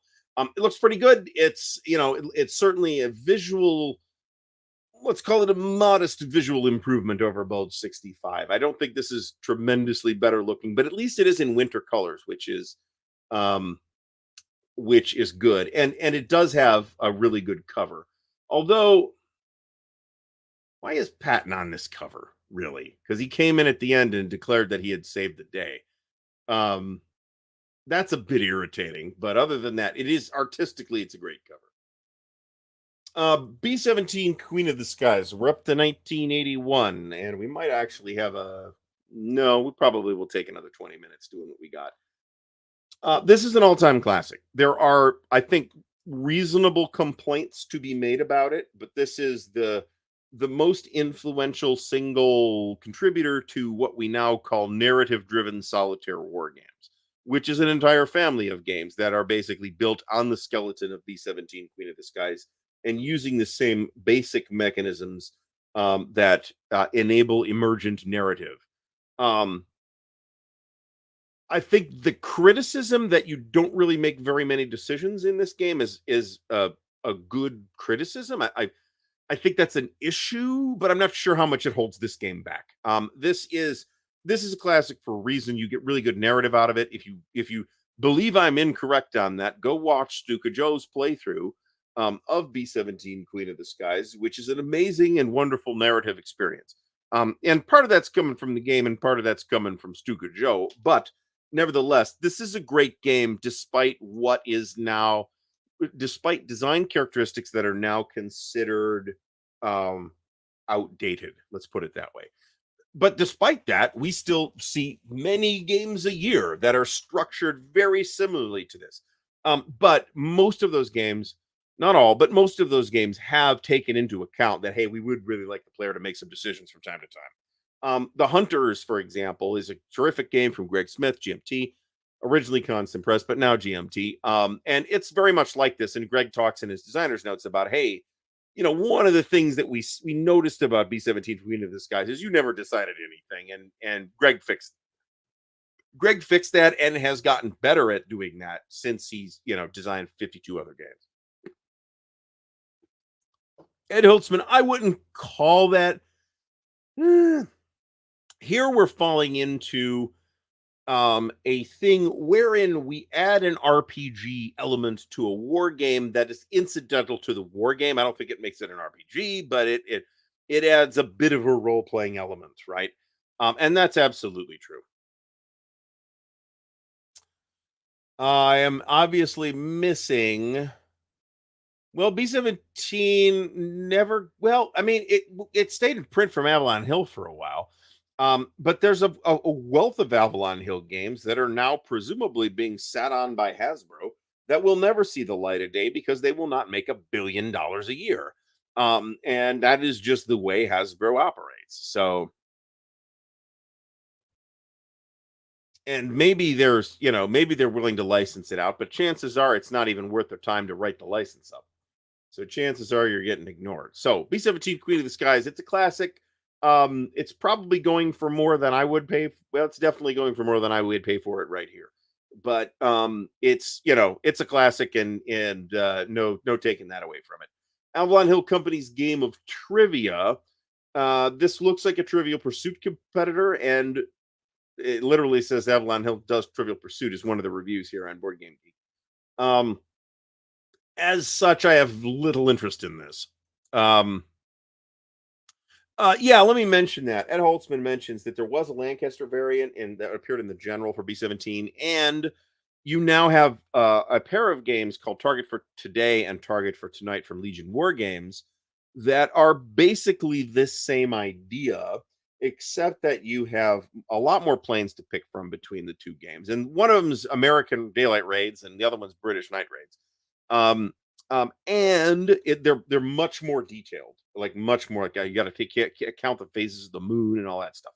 So much more detailed, and you kind of got to be willing to deal with that if you make the complexity leap up to target for today, target for tonight. But if you like these kind of games and you're up for a more complicated one and you like the theme of B-17 where you're flying a bombing raid into Germany in 1944 or 1945, then yeah, I would point you at target for tonight, target for today.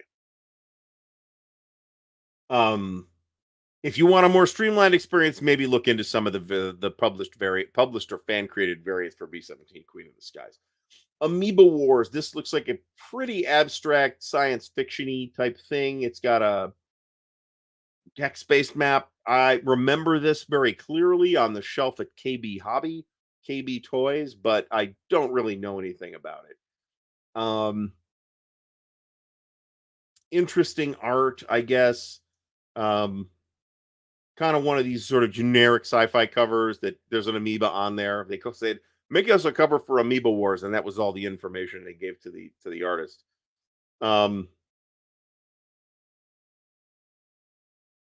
I don't know. Maybe it's more fun than I'm given it credit for. What I can tell you is that the it's not that badly rated. It's not really well rated either, but Wizards, another one of the less memorable Avalon Hill fantasy games.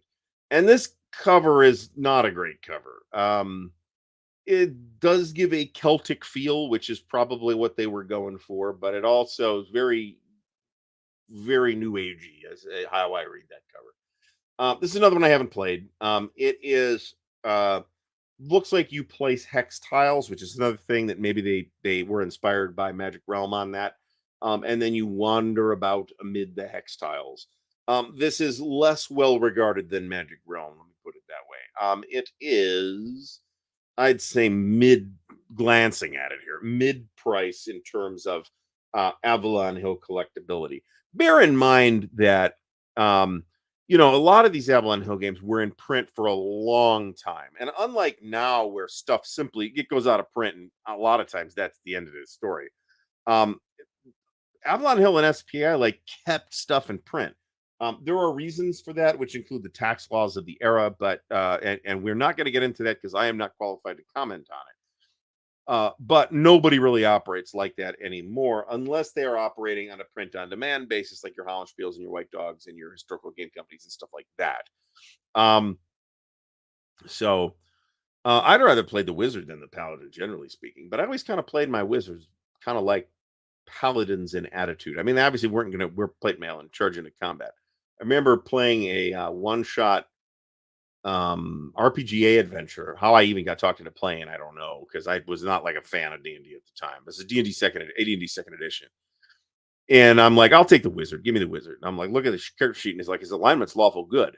I will play him with a Dudley Do-Right voice. Stop this evil now. Horse. So I had a great time with that character. Here's another great cover on a game that maybe was not entirely successful. So this is the German campaign of 1813, the struggle of nations that culminates in the Battle of Leipzig, the Battle of the Nations. It is part of the campaigns of Napoleon's system, and different games in that series have varying levels of cruft. Doug Sunset mentions that Down with the King is quite interesting. Probably more work than it should be. I find that completely believable. And you know what? We at some point, you don't know how close I came to reading the Wizards of the Coast press statement in the whiny voice, and putting video out of that. I was tempted, and I just didn't have time. I told myself I didn't have time to do it. I got stuff to do, so it did not occur. Struggle of Nations is at heart a good game, marred by some clumsy rules execution and some really abominable physical component of decisions on somebody's part. So part of the problem is that this is an L-shaped board. One of these is close to a full-size map, and the other one is about half that size. And this is unfortunately in the era of Avalon Hill board printing, when they didn't have proper mounted boards and everything was printed on that shabby cardboard that warps like crazy. I do own this. I'd actually like to play this at some point. Um, but this is near the bottom of the campaigns of Napoleon playlist for these physical presentation reasons. Now, so one of the conceits of this system, okay, and this is not a unique to this system, okay, is you don't keep the troops on the map. You keep the leaders on the map, and they lead these guys, and you track all their manpower and other stuff on this off-map display, which adds some fog of war and some other fun things. Okay, so far so good. However, what you do with these is on these displays you use counters, which are regular half-inch counters. On the map, don't know if it's going to even be possible to see this. This is probably the best we're going to get. I'm not sure you can tell from this picture, but these hexes are about half-sized hexes. And those counters are not 1/2 inch by 1 inch. They are 1/4 inch by 1/2 inch. And to say that they are difficult to handle would be an amazing understatement. These counters are bullshit. And I don't know. I mean, the campaign is a fascinating campaign. And I understand why they might have thought, hey, we really want to get this whole area in this game, but Avalon Hill won't print this with 6 maps, or 4 maps, so we're gonna have to do it this way. So maybe some compromise was reached whereby they did this experimental format, but this does not work. And as Tim Zales mentions, this is fixable as long as you kind of get a fresh, unpunched sheet. The counters on this also suffered from delamination issues. Um, I don't know if that is just because the counters were half size. But I think also a factor is that Avalon Hill, as I may have mentioned in this series before, and which I have definitely mentioned before in relation to Avalon Hill was owned by their printer. They were owned by Monarch Printing. So they only have themselves to blame for the absolutely shite print quality and a lot of their stuff. Books they were generally very good at. I have few complaints about the books. But maps sometimes were very poorly done. Sometimes they were fine, and more often than not, the maps were okay. But in a lot of Avalon Hill's lifetime, the counters were very shabbily done. And this is a big part of that. That they were, nephew Billy Dot was, or whoever it was, I don't know, was running the printing operation, and they couldn't fire him. So they just simply didn't care about the print quality of this stuff, or at least about the die cutting quality, because the die cutting quality was dire. So, as Joe Perez mentions, and also as is the case with a lot of this campaigns in Napoleon material, there may be a later game on the subject that deals with this in a less physically encumbered way. And in this case, that is Napoleon at the Crossroads. However, I will mention that Napoleon at the Crossroads is, I think, I think it's the times two. So it's at a different scale than the hex than the hex scale in this game. This is campaigns of Napoleon ×1. So I believe that means they're 2-mile hexes, and I think 2-day turns, if I'm not mistaken. So like I said, there's a good game here. If somebody could redo the map's not even that ugly, particularly, it's just impractical. Somebody could blow this map up, which doesn't make it unworkably large.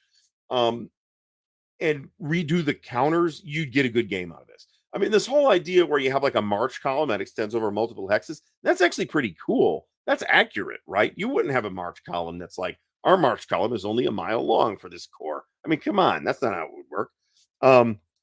March columns for modern divisions are 40 miles. I forget what the actual number is, but it's long. It's a long while. It's more than a hex. And war games mostly just ignore that. This one actually doesn't, to its credit. But physically, these pieces did not work. Doing this in Vassal is a good idea. Drew Detterer mentions do it in Vassal. That's probably the best way to handle this at this point. This is a classic, actually. Originally from Columbia Games, I believe, and looking at versions. Later made its way to Avalon Hill. No, originally from Gamma 2. Then it made its way to Avalon Hill. Then it made its way through a variety of other folks under the name Power Play.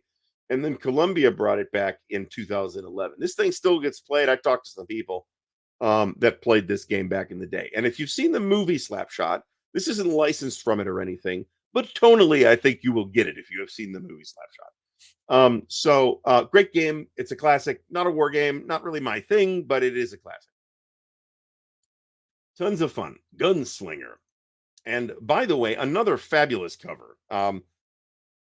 This is I don't know who did this cover art, but it's great. So this is, you might get the impression that this is a like RPG or semi RPG, and well, you can certainly add those elements to it if you want. They are not included in the actual game. This is a relatively straightforward war game about Old West gunfights. If that appeals to you, then this is a pretty decent game. I think it's probably more detailed than it needs to be fair, but you're kind of getting that as part of the era. And the board is kind of like this old western town, so it's kind of neat actually. This probably goes for decent bread. Yeah, I'd be reluctant to spend $60 to $80 on this personally. But if you're more interested in the Old West and gaming the Old West than I am, then I could certainly find that that's not the craziest price I've ever heard. GI Anvil of Victory. So this is here because it is the end of the line for regular squad leader, except for support in the general, of course. After this thing that crufted the game up almost beyond repair, they decided they were going to, I don't know that this is the thought process, but what ended up happening is a complete reimagining of it in the form of the advanced squad leader. Great cover, but adds a lot of additional rules and does a bunch of additional stuff and is really not super duper well integrated into the rest of the game. Dragon Hunt, also a pretty good cover, I might add. 2 to 6 players. It's on a hex grid. It's on some kind of volcano land. And I think you are hunting the dragon. I think it's that, Valiant Hero Kings of Arawan. Winner is the player who succeeds in slaying Brimstone the dragon with the mage sword. And there's cards, which are the Avalon Hill punch cards, which are really not good quality cards. You'd put those in a sleeve nowadays. And then you can command various dudes who run around and do stuff for you. Looks okay. I don't know that anything really stands out about it versus any of the other Avalon Hill fantasy games, many of which we have covered here tonight.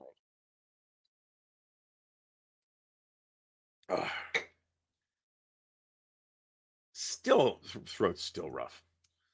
The Game of Dilemmas, designer Ralph L. Woods, 150 situations that the players have to craft solutions for. There are solutions provided which will score points. Okay, why would you do that? Stimulate conversation. That is a conversational exercise. This might be interesting. As a game, under no circumstances would I participate in this. Manders mentions, yeah, and actually Gilbert did a video about Old West games. That maybe we might be talking about the same video, but I know Gunslinger features very prominently in that video. Up front. So this was pitched at the time as like the squad leader card game, which is a not completely accurate way to put it, but it kind of is. It's a classic as well, and was very well regarded. There was an attempt to bring a new edition out via a Kickstarter several years ago, and that was very successful, and the people who backed the Kickstarter got boned. So there's that. However, nowadays through Wargame Vault, you can either buy the files and print and play them yourself, or you can have them print the stuff for you. Now, what I'm told is that it will end up costing you about $100 to have all the bits and bobs done and sent to you, but that's not totally out of line for what a war game costs nowadays. So I don't think that's particularly unreasonable. Now, this is it's pretty detailed for what you're looking at. Okay, it's a World War II like tactical card game. That might make you think that that's a super simple game because that's how such a game would be designed nowadays, unless it is called Point Blank V for Victory.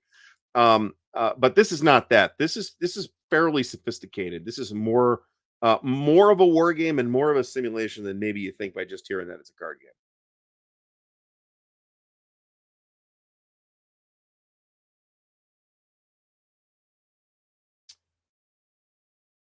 All right, here's the Tactics 25th Anniversary Edition. We've already covered Tactics, so I don't feel obligated to cover it some more, considering that two of these episodes ago, I already said that I don't think this, other than for collectability purposes, I don't believe this is worth anybody's time anymore.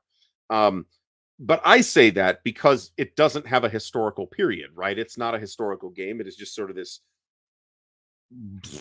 made up island that you fight over with fictional troops. To me, that is uninteresting, and it's a square grid too, which I think is a very clumsy way to do it. But it's obviously an important and influential game, and if you really want a copy of Tactics but don't necessarily want to pay for the 1954 version, maybe you get this one instead. A VG copy goes for $30 versus a G copy that goes for $75. Don't ask me. But $30 for a decent condition copy of this sounds okay. Um, See, that's pretty cool. Pro Tennis, another thrilling game. Actually, I find tennis.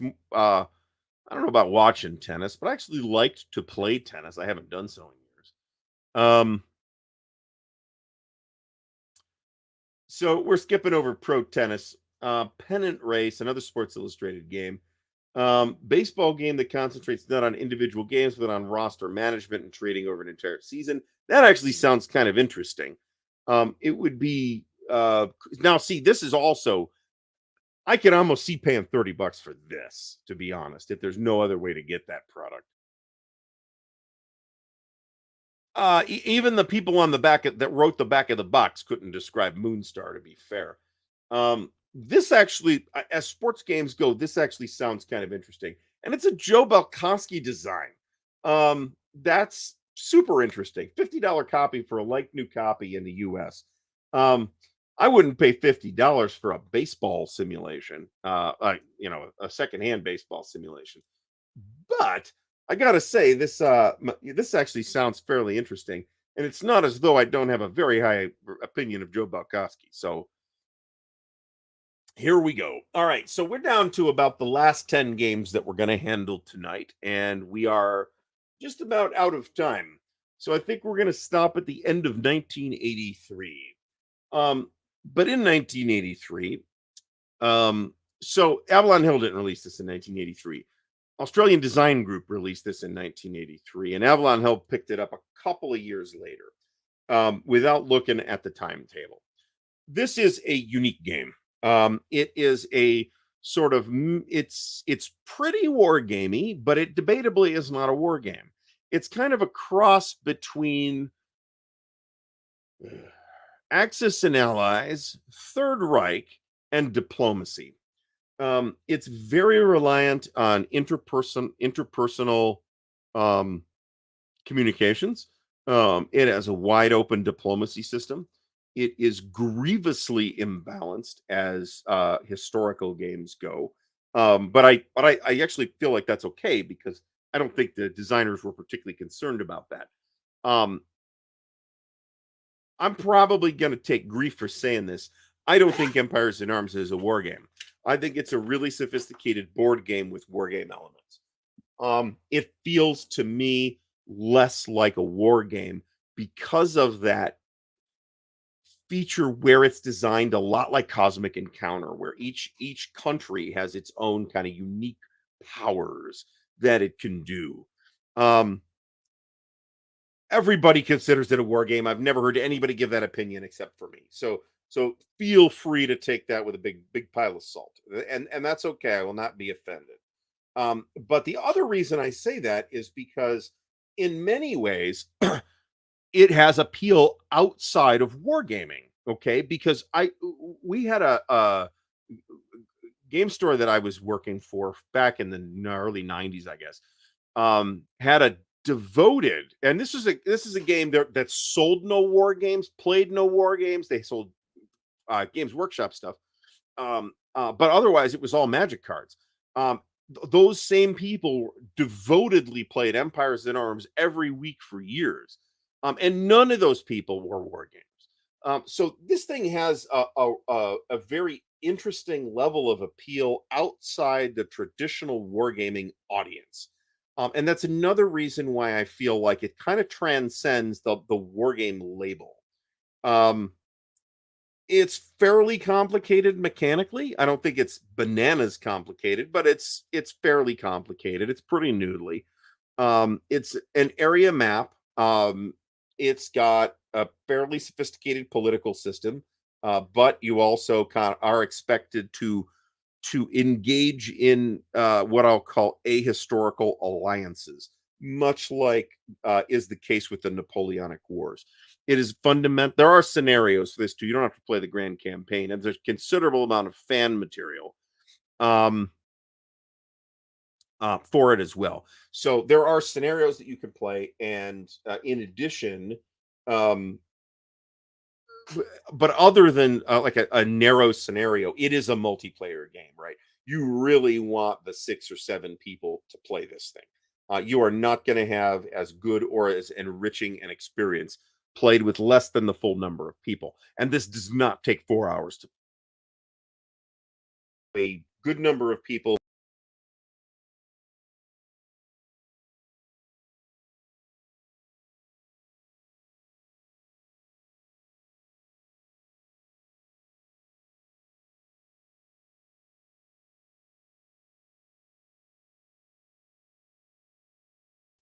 All right. Hopefully we didn't screw anything up too badly. I got booted out of StreamYard, but it does not appear that anything else went wrong, like my internet went out or anything like that. So let's hope that all continues to be the case.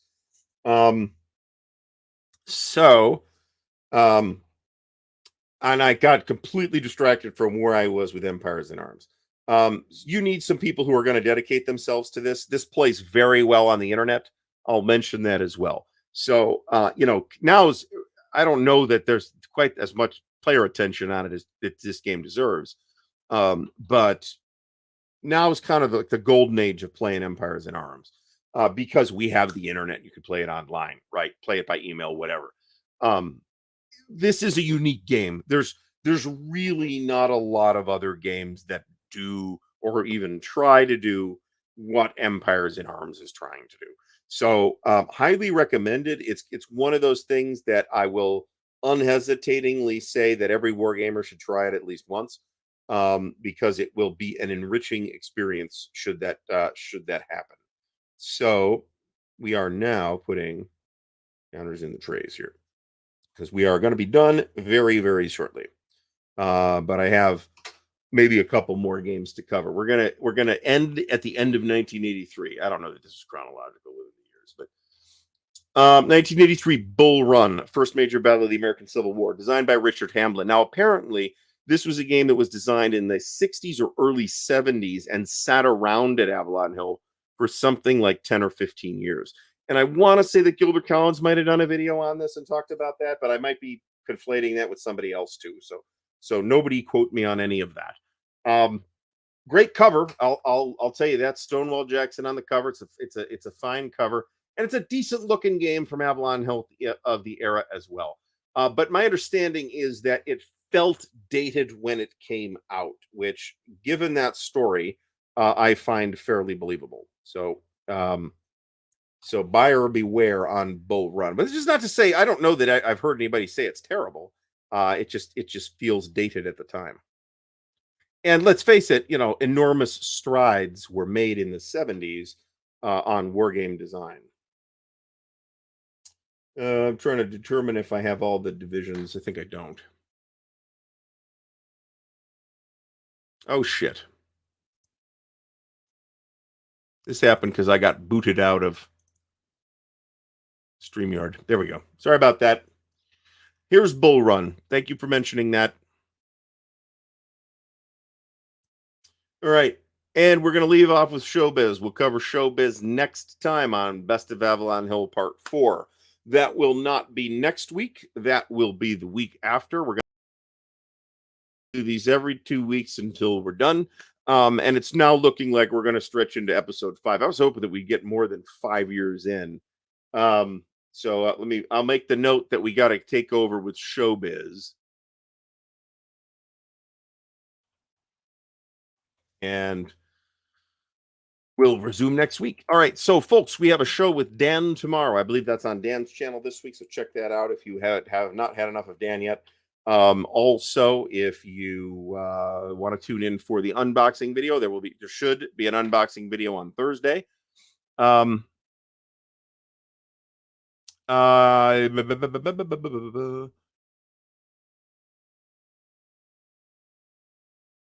Trying to get the sorry about the screen share. It didn't occur to me that I would have to redo that, because a lot of times you leave the room, but your shit's still set up. And when you go back in, everything works fine. You have to re-add it to the stream. So Brent McCabe asks what I think of Der Weltkrieg, and I've actually played a little bit of it, not as much as I would like. It's surprisingly clean and elegant. It is kind of reminiscent of OCS in a way. You have supply points to track that you use for things, but you don't track them on the map. You just have like a marker track that you keep track of that on. It plays surprisingly cleanly. The movement is very puzzle-like, which is a feature I like. You can, if you want, play the entirety of World War I in it. Now, if you try and do the grand campaign, that adds like a lot of additional stuff. Okay, so bear that in mind. But if you're just playing out like Tannenberg, or even the big East Front, the whole East Front, right? It's relatively straightforward. It's a lot more elegant than I expected it to be. So it's easy to play. I think that the East Front box in particular just is a great value, because it's like 4 or 5 games that were combined into that box. So you have a Tannenberg scenario, a Serbia scenario, a Galicia scenario, a Romania scenario for 1816 or something like that. So there's a lot of content in that box. If you get into the series, it is my strong recommendation that you start with the Eastern Front volume, because it's the most dynamic front of the war, with maybe the possible exception of Serbia, but that's included in the Eastern Front, right? It's much more dynamic than the Italian Front or the Western Front after the first 3 months, and the Ottoman Front is really kind of big. It's got a lot of weird little dingle dangle map segments that point off in every direction, and it's pretty dynamic too, but you also have a lot less force density, and you kind of need to be specifically interested in that topic. All right, folks, we have had enough, and Jesus, my throat has had enough. I'm not sure what's going on today. But we will see you all next week with a non-Avalon Hill show topic. And then we'll be back in 2 weeks with the Best of Avalon Hill Part 4. And hopefully my voice will have recovered by then. Honestly, this is still COVID. My voice has not quite recovered from that. So that's what's going on. Once again, thanks everybody for coming. If you have not yet liked the video, please do give it a thumbs up. Please subscribe to the channel if you have not done so already. And please check out the Patreon if you'd like to help support the channel. And everything's in the video description. So check all that out. Tune in tomorrow night at 7:30 p.m. Eastern Time with Dan, where we will attempt to endure Dan together once again. Everybody have a great night.